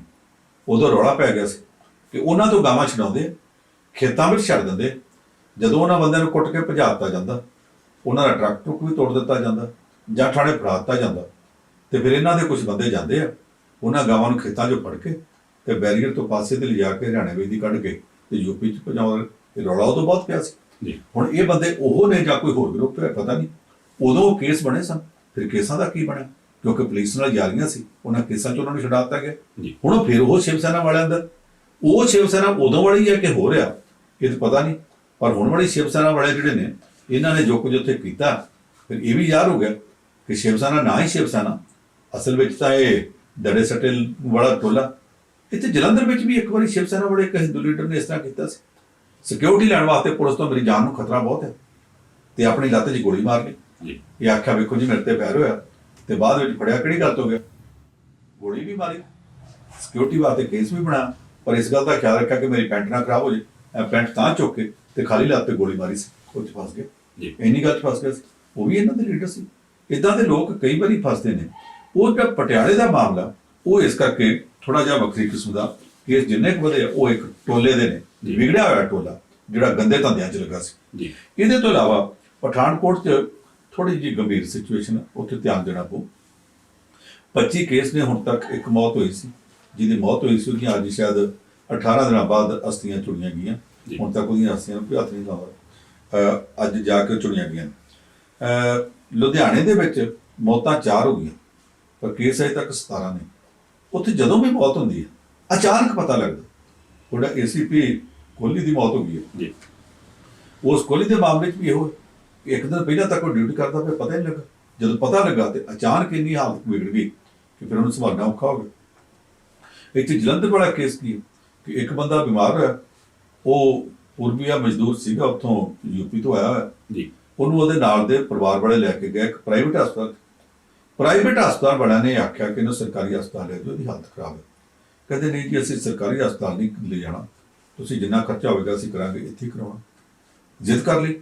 ਉਹਨਾਂ ਨੇ ਫਿਰ ਜਿਹੜੀਆਂ ਨੇ ਪਰਸਨਲ ਪ੍ਰੋਟੈਕਟਿਵ ਇਕਵਿਪਮੈਂਟ ਦੀਆਂ ਕਿੱਟਾਂ, PPE ਕਿੱਟਾਂ, ਉਹ ਪਾ ਕੇ ਤੇ ਉਹਦਾ ਇਲਾਜ ਸ਼ੁਰੂ ਕੀਤਾ। ਪਰ ਨਾਲ ਹੀ ਉਹਨਾਂ ਨੇ ਆਖਿਆ ਸ਼ੱਕੀ ਕੇਸ ਜਾਪਦਾ, ਅਸੀਂ ਤੁਹਾਨੂੰ ਬਲੱਡ ਦਾ ਸੈਂਪਲ ਦਿੰਦੇ ਹਾਂ ਤੇ ਤੁਸੀਂ ਸਿਵਲ ਹਸਪਤਾਲ ਤੋਂ ਟੈਸਟ ਕਰਾ ਕੇ ਲਿਓ। ਜੀ। ਉਹ ਪਤਾ ਨਹੀਂ ਉਹਨਾਂ ਨੂੰ ਕਿਹੜੇ ਬਹੁਤੇ ਸਿਆਣੇ ਨੇ ਸਲਾਹ ਦਿੱਤੀ। ਉਹ ਸਿਵਲ ਹਸਪਤਾਲ ਇੱਥੇ ਟੈਸਟ ਕਰਾਉਣ ਦੇ ਬਜਾਏ ਅੰਮ੍ਰਿਤਸਰ ਦੀ ਇੱਕ ਪ੍ਰਾਈਵੇਟ ਲੈਬੋਰਟਰੀ ਤੋਂ ਟੈਸਟ ਕਰਾਉਣ ਚਲੇ ਗਏ। ਉਸ ਪ੍ਰਾਈਵੇਟ ਲੈਬੋਰਟਰੀ ਤੋਂ ਟੈਸਟ ਰਿਪੋਰਟ ਉਦੋਂ ਆਈ ਹੈ ਜਦੋਂ ਬੰਦਾ ਮਰ ਚੁੱਕਾ ਸੀ। ਜੀ। ਉਹ ਇਦਾਂ ਦੀ ਜਿਹੜੀ ਗੱਲ ਹੈ, ਇਦਾਂ ਕਈਆਂ ਥਾਵਾਂ ਤੇ ਹੁੰਦਾ ਪਿਆ ਕਿ ਬੰਦਿਆਂ ਨੂੰ ਬਚਾ ਕੇ ਰੱਖਦੇ। ਰਾਜਪੁਰੇ ਵਾਲਾ ਕੇਸ ਵੀ ਹੈ ਕਿ ਪਹਿਲਾਂ ਅੰਦਰ ਵੜ ਕੇ ਥੋੜਾ ਇਲਾਜ ਕਰਦੇ ਰਹੇ। ਹੁਣ ਇੱਥੇ ਜਲੰਧਰ 'ਚ ਹੋਰ ਕਈ ਕੇਸ ਇਦਾਂ ਦੇ ਨਿਕਲਦੇ ਪਏ ਜਿਹੜਾ ਅੰਦਰ ਵੜ ਕੇ ਥੋੜਾ ਇਲਾਜ ਕਰਦੇ ਰਹਿੰਦੇ ਆ। ਜਦੋਂ ਹਾਲਤ ਬਹੁਤ ਵਿਗੜ ਜਾਂਦੀ ਹੈ, ਜਾਪਦਾ ਪਾਣੀ ਸਿਰੋਂ ਲੰਘ ਚੱਲੇ, ਉਦੋਂ ਫਿਰ ਸਿਵਲ ਹਸਪਤਾਲ ਨੂੰ ਭਜਦੇ ਨੇ। ਇਸ ਕਰਕੇ ਇੱਥੇ ਜਲੰਧਰ ਵਿੱਚ ਵੀ ਇਹ ਸਮੱਸਿਆ ਜਿਹੜੀ ਧਿਆਨ ਮੰਗਦੀ ਹੈ, ਅੰਮ੍ਰਿਤਸਰ ਦੇ ਵਿੱਚ ਵੀ ਸਮੱਸਿਆ ਧਿਆਨ ਮੰਗਦੀ ਹੈ। ਜੀ। ਪਰ ਇੱਕ ਗੱਲ ਖਿਆਲ ਰੱਖਣਾ ਚਾਹੀਦਾ, ਹੁਣ ਇਹ UNO ਦੀ ਰਿਪੋਰਟ ਵੀ ਆ ਗਈ, ਜਿਹੜੇ ਦੇਸ਼ਾਂ ਨੇ ਬਹੁਤ ਭੁਗਤਿਆ ਉਹਨਾਂ ਦੀਆਂ ਰਿਪੋਰਟਾਂ ਵੀ ਇਹ ਦੱਸਦੀਆਂ। ਹੁਣ ਤੱਕ ਇਹ ਕਿਹਾ ਜਾਂਦਾ ਸੀ ਜੇ ਕਿਸੇ ਨੂੰ ਕਰੋਨਾ ਪੋਜ਼ਿਟਿਵ ਹੋ ਗਿਆ, ਜੀ, ਇੱਕ ਵਾਰ ਉਹਦਾ ਇਲਾਜ ਹੋ ਗਿਆ, ਉਸ ਇਲਾਜ ਤੋਂ ਬਾਅਦ ਉਹਨੂੰ ਦੁਬਾਰਾ ਉਹ ਨਹੀਂ ਹੋ ਸਕਦਾ। ਪਰ ਹੁਣ ਇਹ ਸਾਬਤ ਹੋ ਗਿਆ ਕਿ ਦੁਬਾਰਾ ਵੀ ਹੋ ਸਕਦਾ, ਔਰ ਇਸ ਤਰ੍ਹਾਂ ਦੇ ਕੇਸਿਸ ਹੋਏ ਨੇ। ਚੀਨ ਵਿੱਚ ਵੀ ਹੋ ਗਏ, ਜਿਹੜੇ ਲੋਕ ਠੀਕ ਹੋ ਗਏ ਸੀ, ਠੀਕ ਹੋਣ ਤੋਂ ਬਾਅਦ ਦੁਬਾਰਾ ਬਿਮਾਰ ਹੋ ਕੇ ਹਸਪਤਾਲ ਆ ਕੇ ਦਾਖਲ ਹੋ ਗਏ ਨੇ। ਇਸ ਤਰ੍ਹਾਂ ਦੂਸਰੇ ਦੇਸ਼ਾਂ ਵਿੱਚ ਵੀ ਹੋਏ ਨੇ। ਸਾਡੇ ਭਾਰਤ ਵਿੱਚ ਅਜੇ ਤੱਕ ਇਸ ਤਰ੍ਹਾਂ ਦਾ ਕੋਈ ਕੇਸ ਨਹੀਂ ਨਿਕਲਦਾ ਜਾਪਦਾ, ਪਰ ਇਹ ਨਿਕਲ ਸਕਦਾ। ਇਸ ਕਰਕੇ ਜਿਹੜੀਆਂ ਕੇਂਦਰ ਦੀਆਂ ਏਜੰਸੀਆਂ ਉਹ ਵੀ ਕਹਿੰਦੀਆਂ ਕਿ ਕਾਫੀ ਚੌਕਸੀ ਰੱਖਣ ਦੀ ਲੋੜ ਹੈ। ਅੱਜ ਜਿਹੜੇ ਜ਼ਿਲ੍ਹੇ ਅਸੀਂ ਕਹਿੰਦੇ ਹਾਂ ਕਿ ਕਰੋਨਾ ਫ੍ਰੀ ਹੋ ਗਏ ਨੇ, ਇਹਨਾਂ ਦੇ ਵਿੱਚ ਹੁਣ ਕਿਸੇ ਕਿਸਮ ਦਾ ਕੋਈ ਕਰੋਨਾ ਦਾ ਕੇਸ ਹੀ ਨਹੀਂ ਰਹਿ ਗਿਆ ਜੀ। ਉਹਨਾਂ ਜ਼ਿਲ੍ਹਿਆਂ ਦੇ ਵਿੱਚ ਵੀ ਇਹ ਨਹੀਂ ਸੋਚ ਲੈਣਾ ਚਾਹੀਦਾ ਕਿ ਕੇਸ ਨਹੀਂ ਰਹਿ ਗਿਆ ਤੇ ਇੱਥੇ ਉੱਠਣਾ ਵੀ ਨਹੀਂ। ਰੇਲਵੇ ਦਾ ਬੜਾ ਇੱਕ ਪਾਪੂਲਰ ਸਲੋਗਨ ਹੈ, where safety ends accidents begin. ਸਾਵਧਾਨੀ ਹਟੀ ਦੁਰਘਟਨਾ ਘਟੀ। ਜਦੋਂ ਤੁਸੀਂ ਥੋੜੀ ਜਿਹੀ ਲਾਪਰਵਾਹੀ ਕਰਦੇ ਹੋ, ਉਸ ਲਾਪਰਵਾਹੀ ਦਾ ਖਮਿਆਜ਼ਾ ਬਹੁਤ ਭੁਗਤਣਾ ਪੈਂਦਾ। ਇਸ ਕਰਕੇ ਜਿਹੜਾ ਵੀ ਇਹ ਸਮਝੇ ਕਿ ਦੁਬਾਰਾ ਨਹੀਂ ਉੱਠਣਾ, ਉੱਠ ਕੇ ਤੇ ਵੀ ਸਕਦਾ। ਪਰ ਸੋ ਇੱਕ ਤੁਸੀਂ ਸਰਕਾਰੀ ਹਸਪਤਾਲਾਂ ਦੀ ਗੱਲ ਕੀਤੀ, ਤੁਹਾਨੂੰ ਨਹੀਂ ਲੱਗਦਾ ਕਿ ਵੀ ਸਰਕਾਰਾਂ ਨੇ ਬਿਲਕੁਲ ਹੀ ਧਿਆਨ ਦੇਣਾ ਛੱਡ ਦਿੱਤਾ ਸੀ, ਜਿਹਦਾ ਕਰਕੇ ਲੋਕਾਂ ਦਾ ਯਕੀਨ ਹੀ ਉੱਠ ਗਿਆ ਸੀ ਸਰਕਾਰੀ ਤੰਤਰ ਤੋਂ। ਉਹ ਭਾਵੇਂ ਤੁਸੀਂ ਗੱਲ ਕੀਤੀ ਵੀ ਉਹ ਪੂਰਬੀਆ ਮਜ਼ਦੂਰ ਸੀ, ਉਹਨਾਂ ਦੀ ਆਰਥਿਕ ਹਾਲਤ ਕੀ ਹੋਊਗੀ ਆਪਾਂ ਅੰਦਾਜ਼ਾ ਲਾ ਸਕਦੇ ਹਾਂ। ਇਹਦਾ ਮਤਲਬ ਉਹਨਾਂ ਦੇ ਮਨ ਦੇ ਵਿੱਚ ਵੀ ਇੰਨਾ ਜ਼ਿਆਦਾ ਸ਼ੱਕ ਸੀਗਾ ਸਰਕਾਰੀ ਤੰਤਰ ਨੂੰ ਲੈ ਕੇ ਵੀ ਸਾਡਾ ਬੰਦਾ ਬਚਣਾ ਨਹੀਂ ਜੇ ਅਸੀਂ ਸਰਕਾਰੀ ਹਸਪਤਾਲ ਲੈ ਗਏ। ਈਵਨ ਉਹ ਟੈਸਟ ਕਰਾਉਣ ਨੂੰ ਵੀ ਰਾਜੀ ਨਹੀਂ ਸਰਕਾਰੀ ਥਾਂ ਤੋਂ। ਇਸ ਚੀਜ਼ ਦਾ ਇੱਕ ਤੁਹਾਨੂੰ ਨਹੀਂ ਲੱਗਦਾ ਵੀ ਬਹੁਤ ਵੱਡਾ ਬੋਰਡ ਦੇ ਉੱਪਰ ਲਿਖਿਆ ਸਰਕਾਰਾਂ ਨੂੰ ਨਜ਼ਰ ਆ ਗਿਆ ਵੀ ਅਸੀਂ ਕੀਤਾ ਕੀ ਆ ਪਿਛਲੇ ਸਮੇਂ, ਜਿਹੜਾ ਇੱਥੋਂ ਤੱਕ ਨੌਬਤ ਆ ਗਈ ਕਿ ਲੋਕਾਂ ਨੂੰ ਯਕੀਨ ਹੀ ਨਹੀਂ ਰਿਹਾ। ਇਹ ਗੱਲ ਤੁਹਾਡੀ ਠੀਕ ਹੈ।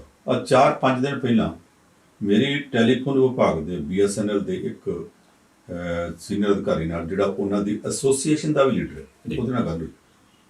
ਕਹਿੰਦੇ ਜੀ ਹੁਣ ਤੱਕ ਸਰਕਾਰ ਪ੍ਰਾਈਵੇਟਾਈਜੇਸ਼ਨ ਤੇ ਜ਼ੋਰ ਦਿੰਦੀ ਸੀ, ਹਰ ਗੱਲ ਪ੍ਰਾਈਵੇਟਾਈਜ਼ ਕਰਨ ਦੇ ਚੱਕਰ ਵਿੱਚ ਇਹ ਟੈਲੀਫੋਨ ਡਿਪਾਰਟਮੈਂਟ ਨੂੰ ਵੀ ਪਿਆ, ਬਾਕੀ ਨੂੰ ਵੀ ਪਿਆ।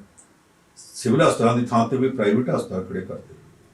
ਕਿ ਜਿਹੜੀ ਇਹਨਾਂ ਦੀ ਪ੍ਰਾਈਵੇਟਾਈਜੇਸ਼ਨ ਦੀ ਨੀਤੀ ਸੀ, ਉਹਨੂੰ ਇੱਥੇ ਆ ਕੇ ਠੇਡਾ ਨਹੀਂ ਲੱਗਾ। ਜੀ। ਜਿਹੜੇ ਪ੍ਰਾਈਵੇਟ ਹਸਪਤਾਲ ਨੇ ਉਹ ਅਜੇ ਤੱਕ ਕਰੋਨਾ ਪੋਜ਼ਿਟਿਵ ਦਾ ਕੋਈ ਕੇਸ ਲੈਣ ਨੂੰ ਤਿਆਰ ਨਹੀਂ। ਉਹ ਹਸਪਤਾਲ ਜਾ ਕੇ ਵੀ ਉਹਨਾਂ ਨੂੰ ਵੇਖਣ ਨੂੰ ਤਿਆਰ ਨਹੀਂ। ਕਹਿੰਦੇ ਜੀ ਜੇ ਅਸੀਂ ਉੱਥੇ ਵੇਖ ਕੇ ਵੀ ਆਏ ਤੇ ਸਾਡੇ ਇੱਥੋਂ ਵਾਲੇ ਮਰੀਜ਼ਾਂ ਭੱਜ ਜਾਣਾ, ਅਸੀਂ ਕੀ ਕਰਾਂਗੇ? ਆਪਣੇ ਹਸਪਤਾਲਾਂ ਦੇ ਵਿੱਚ ਉਹ ਇਹੋ ਜਿਹੇ ਕੇਸ ਅਟੈਂਡ ਕਰਨ ਨੂੰ ਤਿਆਰ ਨਹੀਂ। ਜਲੰਧਰ ਦੇ ਵਿੱਚ ਜਿਹੜੇ ਡਾਕਟਰ ਨੇ ਉਹ ਕੇਸ ਅਟੈਂਡ ਕੀਤਾ, ਉਹ ਡਾਕਟਰ ਪਹਿਲਾਂ ਤੋਂ ਵੀ ਦਲੇਰ ਕਿਸਮ ਦਾ, ਜ਼ਿੰਮੇਵਾਰੀ ਤੋਂ ਭੱਜਣ ਵਾਲਾ ਨਹੀਂ। ਔਰ ਉਸ ਡਾਕਟਰ ਨੇ ਬੜੀ ਜ਼ਿੰਮੇਵਾਰੀ ਨਾਲ ਉਹ ਕੇਸ ਭੁਗਤਾਇਆ। ਪਰਿਵਾਰ ਦੀ ਗਲਤੀ ਨਾਲ ਉਹ ਕੇਸ ਦੇ ਉਸ ਮਰੀਜ਼ ਦੀ ਮੌਤ ਹੋਈ ਹੈ। ਜਦੋਂ ਮੁੜ ਕਹਿੰਦਾ ਸੀ ਕਿ ਇਹਦਾ ਇਲਾਜ ਉੱਥੇ ਸਰਕਾਰੀ ਹਸਪਤਾਲ 'ਚ ਹੋਣਾ, ਤੇ ਉਸ ਡਾਕਟਰ ਕੋਲ ਜ਼ਿੱਦ ਕਰਕੇ ਕਿਉਂ ਬੈਠੇ? ਜੇ ਉਸ ਡਾਕਟਰ ਨੇ ਬਲੱਡ ਸੈਂਪਲ ਦਿੱਤੇ ਸੀ ਕਿ ਸਰਕਾਰੀ ਲੈਬ 'ਚੋਂ ਚੈੱਕ ਕਰਾ ਕੇ ਲਿਆਓ, ਜਿੱਥੇ ਕਰੋਨਾ ਤਾਂ ਛੇਤੀ ਪਤਾ ਲੱਗ ਜਾਣਾ ਸੀ, ਉੱਧਰ ਜਾਣ ਦੀ ਥਾਂ ਇਹ ਅੰਮ੍ਰਿਤਸਰ ਨੂੰ ਕੀ ਲੈਣ ਲੈ ਕੇ ਚਲੇ ਗਏ। ਹੁਣ ਇਹ ਗੱਲ ਇਸ ਵੇਲੇ ਸਾਬਤ ਹੋ ਚੁੱਕੀ ਹੈ ਕਿ ਪ੍ਰਾਈਵੇਟਾਈਜੇਸ਼ਨ ਦੀ ਨੀਤੀ ਗਲਤ ਸੀ। ਸਰਕਾਰੀ ਹਸਪਤਾਲ ਵੀ ਆ ਸਾਰੇ ਦੌਰ ਦੇ ਵਿੱਚ, ਪੰਜਾਬ ਦੇ, ਦਿੱਲੀ ਦੇ ਵੀ, ਮਹਾਰਾਸ਼ਟਰ ਦੇ ਵੀ, ਗੁਜਰਾਤ ਦੇ ਵੀ, ਸਭ ਥਾਵਾਂ ਦੇ ਸਰਕਾਰੀ ਹਸਪਤਾਲ ਜਿਹੜੇ ਆ, ਤੇ ਉਹ ਹਸਪਤਾਲਾਂ ਦੇ ਡਾਕਟਰ, ਸਰਕਾਰੀ ਡਾਕਟਰ, ਉਹਨਾਂ ਨੇ ਵੱਧ ਜ਼ਿੰਮੇਵਾਰੀ ਨਿਭਾਈ ਹੈ, ਜ਼ਿਆਦਾ ਜ਼ਿੰਮੇਵਾਰੀ ਨਾਲ ਕੰਮ ਕੀਤਾ, ਖਤਰਾ ਮੁੱਲ ਲੈ ਕੇ ਵੀ ਕੀਤਾ। 3 ਡਾਕਟਰਾਂ ਦੀ ਮੌਤ ਹੋ ਚੁੱਕੀ ਹੈ, ਕਈ ਡਾਕਟਰ ਤੋਂ ਇਨਫੈਕਟਡ ਹੋ ਗਏ ਨੇ, ਇਹਦੇ ਬਾਵਜੂਦ ਲਗਾਤਾਰ ਕੰਮ ਕਰਦੇ ਪਏ ਨੇ। ਭੱਜੇ ਕਿੰਨੇ? 2 ਕੁੜੀਆਂ ਡਾਕਟਰ ਸੀ ਨਵੀਆਂ, ਉਹਨਾਂ ਨੂੰ ਘਰਦਿਆਂ ਡਰਾਤਾ। ਉਹਨਾਂ ਨੇ ਆਖਿਆ ਅਸੀਂ ਉਸ ਲੈਬ ਵਿੱਚ ਡਿਊਟੀ ਨਹੀਂ ਕਰਨੀ ਜਿਹੜੀ ਲੈਬ ਦੇ ਵਿੱਚ ਕਰੋਨਾ ਦੇ ਜਿਹੜੇ ਉਹ ਕੇਸ ਨੇ ਉਹ ਆਉਂਦੇ, ਜਾਂ ਇੱਕ ਦਾ ਕੇਸ ਹੋ ਰਿਹਾ, ਜਾਂ ਇੱਕ ਲੇਡੀ ਡਾਕਟਰ ਨੇ ਕਹਿਤਾ ਮੇਰਾ ਬੱਚਾ ਛੋਟੀ ਉਮਰ ਦਾ, ਬਾਕੀ ਸਾਰਿਆਂ ਨੇ ਆਖਿਆ ਕਿ ਤੇਰੇ ਨਾਲੋਂ ਵੀ ਛੋਟੇ ਬੱਚਿਆਂ ਵਾਲੇ ਅੱਗੇ ਡਿਊਟੀ ਕਰਦੇ, ਪਰ ਪਤਾ ਨਹੀਂ ਉਹ ਘਬਰਾ ਗਈ, ਉਹ ਚੜੀ। ਬਾਕੀ ਸਾਰੇ ਹਿੰਦੁਸਤਾਨ 'ਚ ਡਾਕਟਰ ਡਿਊਟੀਆਂ ਕਰਦੇ ਪਏ, ਕੋਈ ਡਾਕਟਰ ਭੱਜਿਆ ਤਾਂ ਨਹੀਂ, ਕੁੱਟ ਖਾ ਕੇ ਵੀ ਕਰਦੇ ਪਏ, ਕਈਆਂ ਨੂੰ ਡਿਊਟੀ ਤੇ ਕੁੱਟਿਆ ਵੀ ਗਿਆ ਤਾਂ ਵੀ ਕਰਦੇ ਪਏ।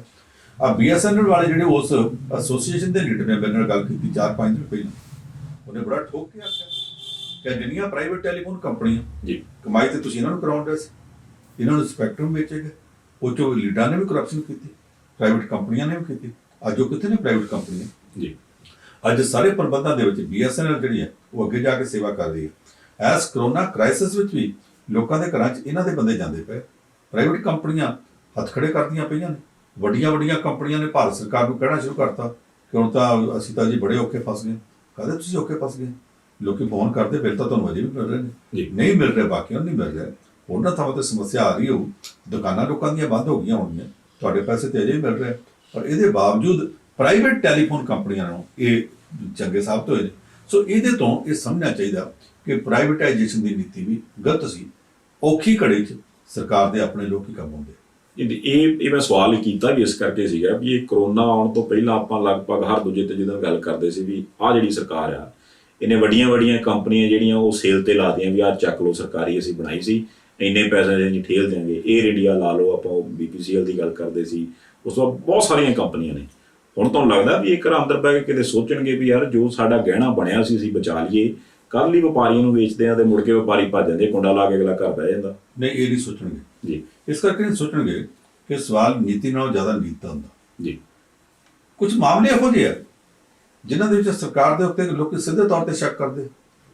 ਜਵਾਹਰ ਲਾਲ ਨਹਿਰੂ ਦੇ ਵੇਲੇ ਤੋਂ ਚੱਲਦਾ ਆਉਂਦਾ ਪ੍ਰਧਾਨ ਮੰਤਰੀ ਰਿਲੀਫ ਫੰਡ ਜੀ, ਉਹ ਭੁਲਾਤਾ ਸਾਡੇ ਹੁਣ ਵਾਲੇ ਪ੍ਰਧਾਨ ਮੰਤਰੀ ਨੇ।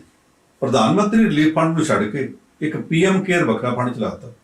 ਉਸ PM ਕੇਅਰ ਦੇ ਵਿੱਚ ਭਾਜਪਾ ਦੇ ਲੀਡਰ ਦੂਜੇ ਤੀਜੇ ਬਾਹਰ ਦੇ ਲੋਕ ਪਾ ਰਹੇ, ਉਹਦੀ ਕੀ ਲੋੜ ਸੀ ਜੀ? ਪ੍ਰਧਾਨ ਮੰਤਰੀ ਰਿਲੀਫ ਫੰਡ ਜਿਹੜਾ ਪ੍ਰਾਈਮ ਮਿਨਿਸਟਰ ਰਿਲੀਫ ਫੰਡ ਹੁਣ ਤੱਕ ਚੱਲਦਾ ਸੀ, ਉਹ ਨਹੀਂ ਸੀ ਠੀਕ, ਉਹ ਚੱਲਦਾ ਸੀ, ਹੁਣ ਚੱਲਣ ਦੇਣਾ ਚਾਹੀਦਾ ਸੀ, ਉਹ ਨਹੀਂ ਚੱਲਣ ਦਿੱਤਾ ਤੇ ਆਪਣਾ PM ਕੇਅਰ ਚਲਾ ਲਿਆ। ਇਹਦੇ ਤੋਂ ਲੋਕਾਂ 'ਚ ਸ਼ੱਕ ਤਾਂ ਪੈਦਾ ਹੁੰਦਾ ਹੀ।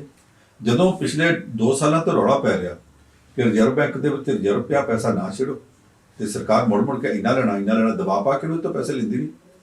ਉਹਦੇ ਕੋਲ ਜਿਹੜੇ ਸੋਰਸਿਸ ਸਨ ਕਿੰਨੇ ਸਾਰੇ ਉਹ ਘਟ ਗਏ ਨੇ। ਇਹੋ ਜਿਹੇ ਸੰਕਟ ਦੇ ਸਮੇਂ ਫਿਰ ਵੀ ਰਿਜ਼ਰਵ ਬੈਂਕ ਕੰਮ ਕਰਦਾ ਪਿਆ, ਪਰ ਇਹਨਾਂ ਰਿਜ਼ਰਵ ਬੈਂਕ ਨੇ ਜੋ ਕੁਝ ਕੀਤਾ ਖਿਲਵਾੜ ਕੀਤਾ ਗਿਆ, ਉਹਦਾ ਕਰਕੇ ਵੀ ਹੈ। ਹੁਣ ਅੱਗੋਂ ਚਾਹੀਦਾ ਤਾਂ ਹੈ ਕਿ ਗੱਲਾਂ ਬੈਠ ਕੇ ਸੋਚਣ, ਖਾਸ ਤੌਰ ਤੇ ਇਸ ਕਰਕੇ ਵੀ ਕਿ ਵਾਜਪਾਈ ਸਰਕਾਰ ਵੇਲੇ ਨੀਤੀ ਬਣੀ ਸੀ ਕਿ ਅਸੀਂ ਜਿਹੜੀਆਂ ਹੈਗੀਆਂ ਪ੍ਰਾਈਵੇਟ ਤੇਲ ਕੰਪਨੀਆਂ, ਸਰਕਾਰੀ ਤੇਲ ਕੰਪਨੀਆਂ, ਇਹਨਾਂ ਨੂੰ ਪ੍ਰਾਈਵੇਟਾਈਜ਼ ਕਰ ਦੇਣਾ, ਸਾਰਾ ਪ੍ਰਾਈਵੇਟ ਹੱਥਾਂ 'ਚ ਦੇ ਦੇਣਾ। ਤੇ ਉਸ ਵਕਤ BJP ਦੀ ਅਸਲੀ ਮਾਂ ਜਿਹੜੀ ਗਣਿਆ ਜਾਂਦਾ RSS ਹੈ, ਰਾਸ਼ਟਰੀ ਸਵੈਮ ਸੇਵਕ ਸੰਘ, ਉਹਨਾਂ ਨੇ ਕਹਿਤਾ ਅਸੀਂ ਬਿਲਕੁਲ ਨਹੀਂ, ਅਸੀਂ ਇਹਦਾ ਵਿਰੋਧ ਕਰਾਂਗੇ। ਇਸ ਕਰਕੇ ਕਰਾਂਗੇ ਕਿ ਜਿਹੜੇ ਕੁਝ ਚੀਜ਼ਾਂ ਇਹੋ ਜਿਹੀਆਂ ਜਿਨ੍ਹਾਂ ਦੇ ਦੇਸ਼ ਨੂੰ ਔਖੀ ਘੜੀ ਲੋੜ ਪਈ ਤੇ ਪ੍ਰਾਈਵੇਟ ਕੰਪਨੀਆਂ ਨੇ ਤੁਹਾਨੂੰ ਲੱਭਣਾ ਨਹੀਂ। ਤੇ RSS ਵਾਲਿਆਂ ਨੇ ਉਹਦਾ ਸਭ ਤੋਂ ਵੱਡਾ ਸਵਾਲ ਇਹ ਖੜਾ ਕੀਤਾ ਸੀ ਕਿ ਵਾਜਪਾਈ ਸਾਹਿਬ ਤੁਸੀਂ ਕਾਰਗਿਲ ਦੀ ਜੰਗ ਲੜੀ ਹੈ, ਜੇ ਕਾਰਗਿਲ ਦੀ ਜੰਗ ਚੱਲਦੀ ਹੋਵੇ ਤੇ ਇਹ ਪ੍ਰਾਈਵੇਟ ਕੰਪਨੀਆਂ ਨੇ ਤੁਹਾਨੂੰ ਤੇਲ ਦੇਣਾ ਬੰਦ ਕਰਤਾ, ਤੁਹਾਡੇ ਟੈਂਕ ਕਿੱਦਾਂ ਚੱਲਣਗੇ? ਜੱਗਾਂ ਵਿੱਚ ਤੁਹਾਡੇ ਜਵਾਨ ਜਿਹੜੇ ਉਹ ਗੱਡੀਆਂ ਕਿਹੜੀਆਂ ਤੇ ਢੋਗੇ, ਤੁਹਾਡੇ ਤੋਂ ਢੋਇਆ ਨਹੀਂ ਜਾਣਾ। 1965 ਤੋਂ ਲੈ ਕੇ ਮਿਸਾਲ ਮਸ਼ਹੂਰ ਹੈ ਕਿ ਦਿੱਲੀ ਦੇ ਵਿੱਚ ਇੱਕ ਬਹੁਤ ਵੱਡੀ ਕਲਾਥ ਮਿਲ ਚੱਲਦੀ ਹੁੰਦੀ ਸੀ, ਕੱਪੜੇ ਦੀ ਮਿਲ ਜੀ। ਉਹਨਾਂ ਨੇ 1965 ਦੀ ਜੰਗ ਦੇ ਵਿੱਚ 20 ਲੱਖ ਰੁਪਈਆ, ਉਦੋਂ ਲੱਖ ਵੀ ਬੜੇ ਹੁੰਦੇ ਸੀ, ਅੱਜ ਦੇ ਕਰੋੜਾਂ ਨਾਲੋਂ ਵੱਡੇ ਸੀ। 1965 'ਚ ਅੱਜ ਤੋਂ 50 ਸਾਲ ਪਹਿਲਾਂ 55 ਸਾਲ ਪਹਿਲਾਂ ਉਦੋਂ ਉਹਨਾਂ ਨੇ ਇਹ 20 ਲੱਖ ਰੁਪਈਆ ਭਾਰਤ ਸਰਕਾਰ ਨੂੰ ਵਾਰ ਫੰਡ, ਜੰਗੀ ਫੰਡ 'ਚ ਦਿੱਤਾ ਔਰ ਵਜ੍ਹਾ ਪੈਦਾ ਕਰਾਤੀ, ਸਨਮਾਨ ਕਰਾ ਲਿਆ। ਜਦੋਂ ਪਾਕਿਸਤਾਨ ਹਾਰ ਗਿਆ, ਜੰਗ ਖਤਮ ਹੋ ਗਈ। ਜੰਗ ਖਤਮ ਹੋਣ ਤੋਂ 6 ਮਹੀਨੇ ਬਾਅਦ ਜਾ ਕੇ ਪਤਾ ਲੱਗਾ ਕਿ ਉਸੇ ਕੰਪਨੀ ਦੀ ਇੱਕ ਮਿਲ ਲਾਹੌਰ ਵਿੱਚ ਚੱਲਦੀ ਹੈ ਤੇ ਉਹਨਾਂ ਨੇ 20 ਲੱਖ ਦਿੱਤਾ ਸੀ ਭਾਰਤ ਸਰਕਾਰ ਨੂੰ, 30 ਲੱਖ ਪਾਕਿਸਤਾਨ ਦੀ ਸਰਕਾਰ ਨੂੰ ਜੰਗ ਦਾ ਫੰਡ ਦਿੱਤਾ ਸੀ। ਉਸ ਸਰਕਾਰ ਨੂੰ ਦਿੱਤਾ ਸੀ ਜਿਹੜੀ ਸਾਡੇ ਦੇਸ਼ ਦੇ ਉੱਤੇ ਹਮਲਾ ਕਰ ਰਹੀ ਸੀ। ਤੁਸੀਂ ਆਪ ਭਾਰਤੀ ਹੋ, ਪਰ ਪਾਕਿਸਤਾਨ 'ਚ ਮਿਲ ਚੱਲਦੀ ਰੱਖਣ ਵਾਸਤੇ ਤੁਸੀਂ ਉੱਥੋਂ ਦੀ ਸਰਕਾਰ ਨੂੰ ਆਪਣੀ ਸਰਕਾਰ ਨਾਲੋਂ ਵੱਧ ਪੈਸੇ ਦਿੰਦੇ ਆ। ਜਿਹੜੀਆਂ ਪ੍ਰਾਈਵੇਟ ਕੰਪਨੀਆਂ, ਕੱਲ੍ਹ ਉਹਨਾਂ ਨੇ ਕੀ ਕਰਨਾ ਕੀ ਨਹੀਂ ਕਰਨਾ, ਇਹਦੇ ਬਾਰੇ ਸਰਕਾਰ ਨੂੰ ਨਵੇਂ ਸਿਰੋਂ ਸੋਚਣਾ ਚਾਹੀਦਾ। ਇਹਨਾਂ ਦੇ ਕੋਲ ਦੇਸ਼ ਭਗਤੀ ਨਾਲੋਂ ਵੱਡਾ ਸਵਾਲ ਇਹ ਹੁੰਦਾ ਕਿ ਪੈਸੇ ਕਿੰਨੇ ਕਮਾਉਣੇ। ਚਲੋ, ਇਹ ਵੀ ਇੱਕ ਮੇਰੇ ਖਿਆਲ ਨਾਲ ਕਰੋਨਾ ਵਾਇਰਸ ਨੇ ਸ਼ਾਇਦ ਨਵਾਂ ਸਵਾਲ ਖੜਾ ਕੀਤਾ। ਸਰਕਾਰਾਂ ਸੋਚਣਗੀਆਂ। ਇੱਕ ਮਿੰਟ ਸਾਹਿਬ, ਆਪਾਂ SGPC ਦੀ ਗੱਲ ਕਰ ਲਈਏ, ਕਿਉਂਕਿ ਪਹਿਲਾਂ ਤਾਂ ਜਦੋਂ SGPC ਨੇ ਕਿਹਾ ਕਿ ਵੀ ਆਪਾਂ ਲੰਗਰ ਵਰਤਾਉਣਾ, ਸ਼੍ਰੋਮਣੀ ਅਕਾਲੀ ਦਲ ਵੱਲੋਂ ਵੀ ਕਿਹਾ ਗਿਆ, ਥਾਵਾਂ ਥਾਵਾਂ ਤੇ ਜਾ ਕੇ ਉਹਨਾਂ ਨੇ ਇਹ ਕੰਮ ਸ਼ੁਰੂ ਵੀ ਕੀਤਾ। ਤੇ ਹੁਣ ਸੁਣ ਚ ਆ ਰਿਹਾ ਵੀ SGPC ਜਿਵੇਂ ਸਾਰੇ ਕੁਝ ਪਛੜਦੀ ਜਾ ਰਹੀ ਹੈ। ਉਧਰੋਂ ਇੱਕ ਸਾਬਕਾ ਜਥੇਦਾਰ ਰਣਜੀਤ ਸਿੰਘ ਹੋਰਾਂ ਨੇ ਵੀ ਬਹੁਤ ਦੋਸ਼ ਲਾਇਆ ਕਿ SGPC ਕਰਦੀ ਕੀ ਪਈ ਹੈ ਲੰਗਰ ਦੇ ਮਾਮਲੇ 'ਚ। ਇਹ ਤੁਹਾਨੂੰ ਨਹੀਂ ਲੱਗਦਾ ਵੀ ਆਹ ਜਿਹੜਾ ਇੱਕ ਮੌਕਾ ਸੀਗਾ, ਜਿਹੜਾ ਕਿ ਪਿਛਲੇ ਸਮੇਂ ਤੋਂ ਇੱਕ ਲਗਾਤਾਰ ਰੌਲਾ ਪੈਂਦਾ ਸੀ ਕਿ SGPC ਦੇ ਉੱਪਰ ਗਲਬਾ ਹੈ ਜੀ, SGPC ਕੰਮ ਨਹੀਂ ਕਰਦੀ, ਉਹ ਸਗੋਂ ਮਟਾਇਆ ਜਾ ਸਕਦਾ ਸੀ? ਤੁਹਾਨੂੰ ਲੱਗਦਾ ਨਹੀਂ ਕਿ ਉਹ ਮਟਾਉਣ ਦੇ ਵਿੱਚ ਕਮੀ ਰਹੀ ਜਾਂਦੀ ਕਿਤੇ? ਨਹੀਂ, ਮਟਾਉਣ ਦੀ ਕੋਸ਼ਿਸ਼ ਤੇ ਤਾਂ ਕਰਨਗੇ ਜੇ ਸ਼੍ਰੋਮਣੀ ਕਮੇਟੀ ਸਾਫ਼ ਨੀਤੀ ਨਾਲ ਗੁਰਦੁਆਰਾ ਪ੍ਰਬੰਧਕ ਕਮੇਟੀ ਬਣ ਕੇ ਚੱਲਦੀ ਹੋ ਜੀ। ਇਹ ਜਦੋਂ ਵੀ ਬੋਲਦੇ ਗੁਰਦੁਆਰਾ ਪ੍ਰਬੰਧਕ ਲਫ਼ਜ਼ ਤੇ ਵਰਤੇ ਨਹੀਂ, ਕੱਲੀ ਸ਼੍ਰੋਮਣੀ ਕਮੇਟੀ ਕਹਿੰਦੇ। ਸ਼੍ਰੋਮਣੀ ਦਾ ਮਤਲਬ ਕੀ ਹੁੰਦਾ? ਸ਼੍ਰੋਮਣੀ ਦਾ ਮਤਲਬ ਸਿੱਖ ਤਾਂ ਨਹੀਂ ਹੁੰਦਾ, ਸ਼ਰਧਾ ਤਾਂ ਨਹੀਂ ਹੁੰਦਾ। ਸ਼੍ਰੋਮਣੀ ਦਾ ਮਤਲਬ ਚੀਫ, ਯਾਨੀ ਇਹ ਚੀਫ ਕਮੇਟੀ ਆ। ਕੋਈ ਇਹਨੂੰ ਗੁਰਦੁਆਰਾ ਪ੍ਰਬੰਧਕ ਕਮੇਟੀ ਤੇ ਕਹਿੰਦਾ ਨਹੀਂ। ਹਰ ਕੋਈ ਕਹਿੰਦਾ ਜੀ ਸ਼੍ਰੋਮਣੀ ਕਮੇਟੀ ਨੇ ਆ ਕੀਤਾ, ਇਹ ਚੀਫ ਕਮੇਟੀ ਹੈ।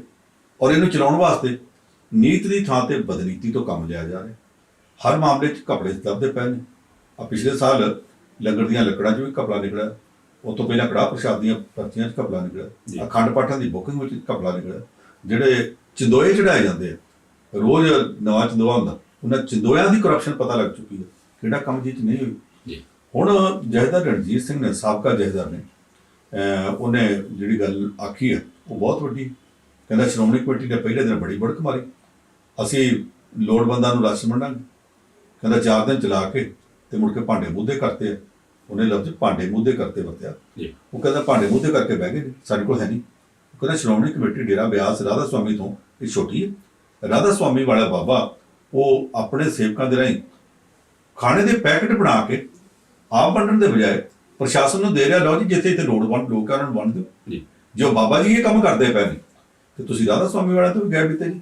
ਉਹ ਕਹਿੰਦੇ ਕਿ ਰਾਧਾ ਸੁਆਮੀ ਵਾਲੇ ਉਹਨਾਂ ਨੇ ਕਿਸੇ ਤੋਂ ਨਾ ਪਹਿਲਾਂ ਪੈਸਾ ਇਕੱਠਾ ਕੀਤਾ, ਜਿੱਥੋਂ ਆ ਗਿਆ ਸੋ ਠੀਕ ਹੈ, ਤੇ ਨਾ ਉਹਨਾਂ ਨੇ ਹੁਣ ਗੁੰਮਰਾਹੀ ਕੀਤੀ ਹੈ। ਤੇ ਤੁਸੀਂ 3 ਦਿਨ 4 ਦਿਨ 5 ਦਿਨ ਲੰਗਰ ਚਲਾ ਕੇ ਤੇ ਹੁਣ ਅਪੀਲਾਂ ਕਰ ਰਹੇ ਜੀ ਇੱਥੇ ਕਣਕ ਭੇਜੋ ਜੀ, ਸਾਡੇ ਕੋਲ ਮੁੱਕ ਗਿਆ।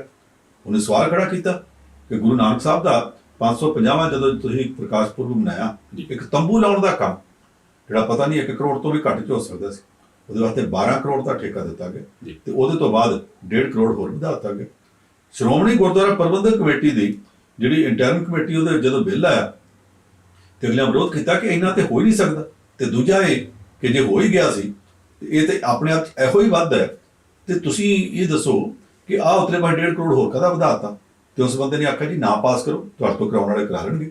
ਅਗਲੇ ਬਾਂਹ ਮਰੋੜ ਕੇ ਕਰਾ ਲੈਣਾ। ਇੰਨੀ ਗੱਲ ਕਹਿ ਕੇ ਬਾਹਰ ਆ ਗਿਆ ਤੇ ਅਗਲੇ ਦਿਨ ਤੱਕ ਬਾਂਹ ਨੂੰ ਮਰੋੜਾ ਚੜਿਆ ਤੇ ਉਹ ਜਿਹਨਾਂ ਵਿਰੋਧ ਕੀਤਾ ਸੀ ਉਹਨਾਂ ਨੇ ਪਾਸ ਕਰਤਾ ਤੇ ਫਿਰ ਉਹ ਬਿੱਲ ਪਾਸ ਵੀ ਹੋ ਗਿਆ। 12 ਦੇ ਬਜਾਏ 13.5 ਕਰੋੜ ਤੋਂ ਵੀ ਪਹੁੰਚ ਗਏ, ਉਹ ਵੀ ਹੋਇਆ। ਹੁਣ ਭਾਈ ਰਣਜੀਤ ਸਿੰਘ ਇਹ ਕਹਿੰਦਾ, ਸਾਬਕਾ ਜਥੇਦਾਰ, ਉਹਨੂੰ ਤੇ ਇੱਕ ਗੱਲ ਦਾ ਪਤਾ। ਉਹ ਕਹਿੰਦਾ ਜੀ ਜਥੇਦਾਰ ਟੌੜਾ ਦੇ ਵਕਤ 13 ਕਰੋੜ ਦੀ FD ਫਿਕਸਡ ਡਿਪਾਜ਼ਿਟ ਰਕਮ ਬੈਂਕ ਵਿੱਚ ਪਈ ਸੀ ਸ੍ਰੀ ਹਰਿਮੰਦਰ ਸਾਹਿਬ ਦੀ, 12 ਕਰੋੜ ਦੀ ਪਈ ਸੀ ਫਤਿਹਗੜ੍ਹ ਸਾਹਿਬ ਦੀ, 5 ਕਰੋੜ ਦੀ ਪਈ ਸੀ ਅੰਬ ਸਾਹਿਬ ਦੀ। ਉਹਨੇ ਸਾਰੀਆਂ ਗਿਣ ਕੇ ਦੱਸਤੀਆਂ। ਕਹਿੰਦੇ ਜੀ ਕਰੋੜਾਂ ਰੁਪਈਆ ਪਿਆ ਸੀ, ਜਿਹਦੇ 'ਚ ਲੋੜ ਪਈ ਤੋਂ ਥੋੜਾ ਬਹੁਤ ਵਰਤਦੇ ਸੀ, ਜਿੰਨਾ ਵਰਤਦੇ ਸੀ ਬਾਅਦ 'ਚ ਪੈਸੇ ਆਉਂਦੇ ਸੀ ਉੱਥੇ ਜਾ ਕੇ ਜਮ੍ਹਾਂ ਵੀ ਕਰਾ ਦਿੰਦੇ ਸੀ, ਉਹਨੂੰ ਕਾਇਮ ਰੱਖਦੇ ਸੀ। ਕਹਿੰਦੇ ਹੁਣ ਪੈਸੇ ਕਿੱਥੇ ਆ, ਦੱਸੋ। ਉਹ ਪੈਸੇ ਦੱਸੋ ਤਾਂ ਸਹੀ ਕਿੱਥੇ ਨੇ, ਇਹਨਾਂ ਨੂੰ ਦੱਸਣਾ ਚਾਹੀਦਾ ਜੀ।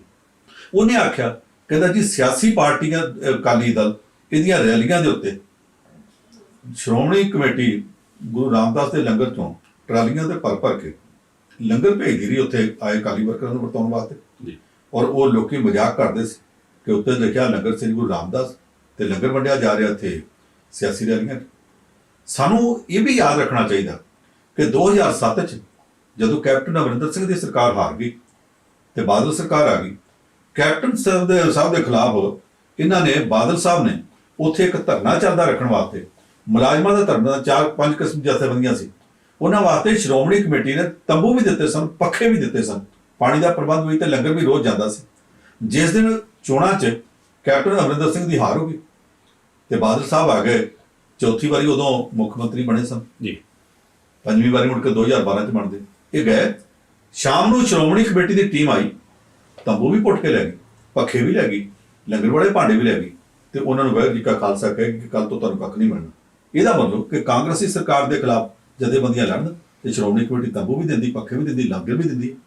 ਪਰ ਜੇ ਸਰਕਾਰ ਆਪਣੀ ਆ ਜਾਏ, ਜਿਹੜਾ ਸ਼੍ਰੋਮਣੀ ਕਮੇਟੀ ਨੂੰ ਚਲਾਉਂਦੇ ਆ ਤੇ ਫਿਰ ਸਾਰਾ ਕੁਝ ਪੁੱਟ ਕੇ ਲੈ ਜਾਂਦੇ ਆ।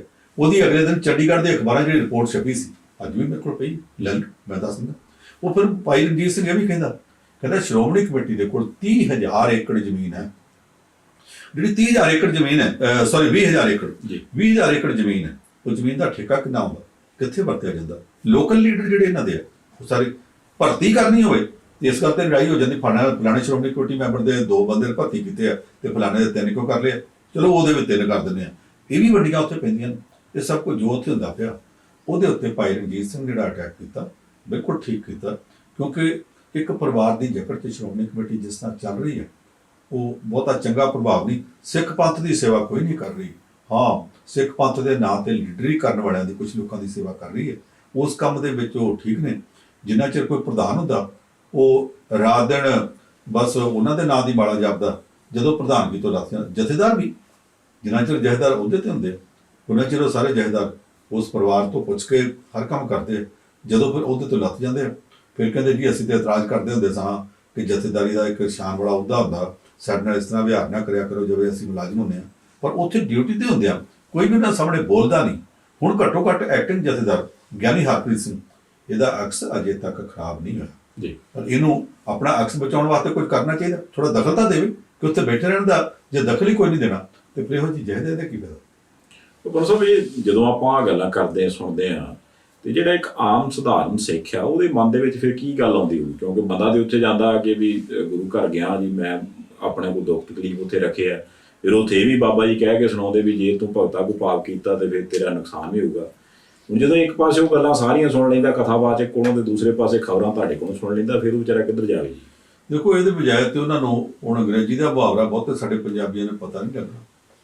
ਉਹ ਹੈਗਾ near the church away from God, ਜਿਹੜਾ ਕੋਈ ਚਰਚ ਦੇ ਬਹੁਤਾ ਨੇੜੇ ਰਹਿੰਦਾ, ਉਹ ਫਿਰ ਗਾਡ ਤੋਂ, ਰੱਬ ਤੋਂ ਦੂਰ ਹੋ ਜਾਂਦਾ, ਕਿਉਂਕਿ ਉਹਨੂੰ ਪਤਾ ਲੱਗਦਾ ਅੰਦਰ ਕੀ ਕੁਛ ਹੁੰਦਾ ਪਿਆ। ਇੱਥੇ ਵੀ ਜਿਹੜੇ ਲਾਗੇ ਪਾਸੇ ਰਹਿਣ ਵਾਲੇ, ਉਹਨਾਂ ਨੂੰ ਪਤਾ ਕਿ ਰੱਬ ਇਹੋ ਜਿਹੇ ਕੰਮਾਂ 'ਚ ਰੋਕਦਾ ਨਹੀਂ, ਇਸ ਕਰਕੇ ਸਾਰੇ ਪੁੱਠੇ ਕੰਮ ਉੱਥੇ ਹੋ ਜਾਂਦੇ। ਇਹ ਜਿਹੜਾ ਦੀਵੇ ਥੱਲੇ ਹਨੇਰਾ, ਉਹਨੂੰ ਸਮਝਣਾ ਚਾਹੀਦਾ ਜੀ। ਇੱਥੇ ਦੀਵੇ ਥੱਲੇ ਹਨੇਰਾ ਔਰ ਇਹਨਾਂ ਗਾੜਾ ਹਨੇਰਾ, ਉਹਦੇ ਵਿੱਚ ਜੋ ਕਿਸਮ ਦੇ ਕਾਲੇ ਵਾਲੇ ਹੋ ਰਹੇ ਆ, ਉਹ ਬਾਹਰ ਨਹੀਂ ਆਉਂਦੇ।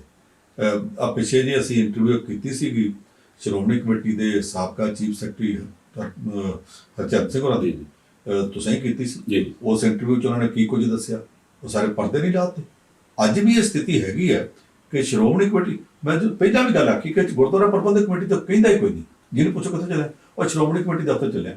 ਆ ਬੰਦਾ ਕੌਣ ਹੈ? ਕਹਿੰਦੇ ਸ਼੍ਰੋਮਣੀ ਕਮੇਟੀ ਦਾ। ਇਹ ਬੰਦੇ ਸਾਰੇ ਸ਼੍ਰੋਮਣੀ ਕਮੇਟੀ ਦੇ ਮੈਂਬਰ ਨੇ। ਗੁਰਦੁਆਰਾ ਪ੍ਰਬੰਧਕ ਕਮੇਟੀ 'ਚ ਗੁਰਦੁਆਰਾ ਪ੍ਰਬੰਧ ਮਾਈਨਸ ਆ, ਸਿਰਫ ਸ਼੍ਰੋਮਣੀ ਕਮੇਟੀ ਰਹਿ ਗਈ ਹੈ, ਉਹਦੇ 'ਚ ਜੋ ਫਿਰ ਹੋ ਸਕਦਾ ਹੋ ਜਾਂਦਾ। ਤੇ ਆਪਾਂ ਡੀਐਸਜੀਐਮਸੀ ਦੀ ਗੱਲ ਵੀ ਕਰ ਲਈਏ, ਹਾਲਾਂਕਿ ਇਹ ਸੁਣ ਚ ਆ ਰਿਹਾ ਹੈ ਕਿ ਮਨਜਿੰਦਰ ਸਿੰਘ ਸਿਰਸਾ ਜਿਹੜੇ ਉੱਥੋਂ ਦੇ ਪ੍ਰਧਾਨ ਆ, ਉਹ ਲੰਗਰ ਤਾਂ ਵਰਤਾ ਰਹੇ ਆ ਕਿਉਂਕਿ ਸਰਕਾਰ ਦੀ ਮਦਦ ਕਰ ਰਹੇ ਆ ਇਸ ਚੀਜ਼ ਦੇ ਲਈ, ਉੱਥੋਂ ਦੇ ਜਿਹੜੇ ਸਿੱਖ ਨੇ ਉਹ ਵੀ ਮਦਦ ਕਰਦੇ ਪਏ ਆ, ਪਰ ਨਾਲ ਇਹ ਵੀ ਸੁਣ ਚ ਆ ਰਿਹਾ ਵੀ ਜਿਹੜੇ ਮੁਲਾਜ਼ਮ ਨੇ ਉਹਨਾਂ ਨੂੰ ਤਨਖਾਹਾਂ ਨਹੀਂ ਮਿਲੀਆਂ। ਮਨਜਿੰਦਰ ਸਿੰਘ ਸਿਰਸੇ ਹੋਰਾਂ ਨੇ ਪਿੱਛੇ ਜੇ ਵੀ ਕਹਿਤਾ ਸੀ ਸਰਕਾਰ ਨੂੰ ਵੀ ਅਸੀਂ ਲੰਗਰ ਚਲਾ ਰਹੇ, ਮਦਦ ਕਰੋ ਜੀ, ਉੱਤੇ ਵੀ ਰੌਲਾ ਪਿਆ ਸੀ। ਜਿਹੜੇ ਉੱਥੇ ਦਿੱਲੀ ਗੁਰਦੁਆਰਾ ਕਮੇਟੀ ਦੇ ਸਕੂਲ ਆ, ਸਕੂਲਾਂ ਦੇ ਸਟਾਫ ਨੂੰ ਤਨਖਾਹਾਂ ਨਹੀਂ ਮਿਲ ਰਹੀਆਂ।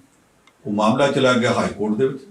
ਉੱਥੇ ਜਾ ਕੇ ਦਿੱਲੀ ਦੀ ਸਿੱਖ ਗੁਰਦੁਆਰਾ ਪ੍ਰਬੰਧਕ ਕਮੇਟੀ ਨੇ ਇਹ ਦਲੀਲ ਲਈ ਕਿ ਕਰੋਨਾ ਲਾਕਡਾਊਨ ਕਰਕੇ ਕੇਂਦਰ ਸਰਕਾਰ ਦੀਆਂ ਹਦਾਇਤਾਂ ਨੇ, ਅਸੀਂ ਬੱਚਿਆਂ ਦੇ ਮਾਪਿਆਂ ਤੋਂ ਫੀਸਾਂ ਨਹੀਂ ਇਸ ਮੌਕੇ ਮੰਗ ਸਕਦੇ, ਫੀਸਾਂ ਨਹੀਂ ਆ ਰਹੀਆਂ, ਇਸ ਕਰਕੇ ਅਸੀਂ ਇਹਨਾਂ ਨੂੰ ਮੁਲਾਜ਼ਮਾਂ ਨੂੰ ਹਾਲ ਦੀ ਘੜੀ ਤਨਖਾਹ ਨਹੀਂ ਦੇ ਸਕਦੇ ਜੀ। ਹਾਈ ਕੋਰਟ ਨੇ ਆਖਿਆ ਬਿਲਕੁਲ ਨਹੀਂ ਹੋਵੇਗਾ, ਨਾਲ ਤਰੀਕ ਮਿਲ ਦਿੱਤੀ ਹੈ ਕਿ ਇਹਨਾਂ ਸਾਰਿਆਂ ਨੂੰ ਤਨਖਾਹਾਂ ਦਿਓ ਔਰ ਫਲਾਣੀ ਤਰੀਕ ਤੱਕ ਆ ਕੇ ਇੱਥੇ ਰਿਪੋਰਟ ਪੇਸ਼ ਕਰੋ ਕਿ ਤੁਹਾਨੂੰ ਤਨਖਾਹਾਂ ਦਿੱਤੀਆਂ। ਇਹਦਾ ਕੀ ਮਤਲਬ? ਤੁਹਾਡੇ ਕੋਲ ਹੋਰ ਕੁਝ ਨਹੀਂ ਹੈਗਾ ਜੀ, ਬਥੇਰਾ ਕੁਝ ਹੈ ਤੁਹਾਡੇ ਕੋਲ, ਇਹਨਾਂ ਦੀਆਂ ਮੁਲਾਜ਼ਮਾਂ ਦੀਆਂ ਤਨਖਾਹਾਂ ਦਿਓ। ਫੀਸਾਂ ਨਹੀਂ ਲਈਆਂ, ਇਸ ਬਹਾਨੇ ਨਾਲ ਤੁਸੀਂ ਮੁਲਾਜ਼ਮਾਂ ਦੀ ਤਨਖਾਹ ਨਹੀਂ ਰੋਕ ਸਕਦੇ। ਉਹਨਾਂ ਨੇ ਘਰ ਬਹਿ ਕੇ ਕਰਫਿਊ ਲਗਾਉਣਾ।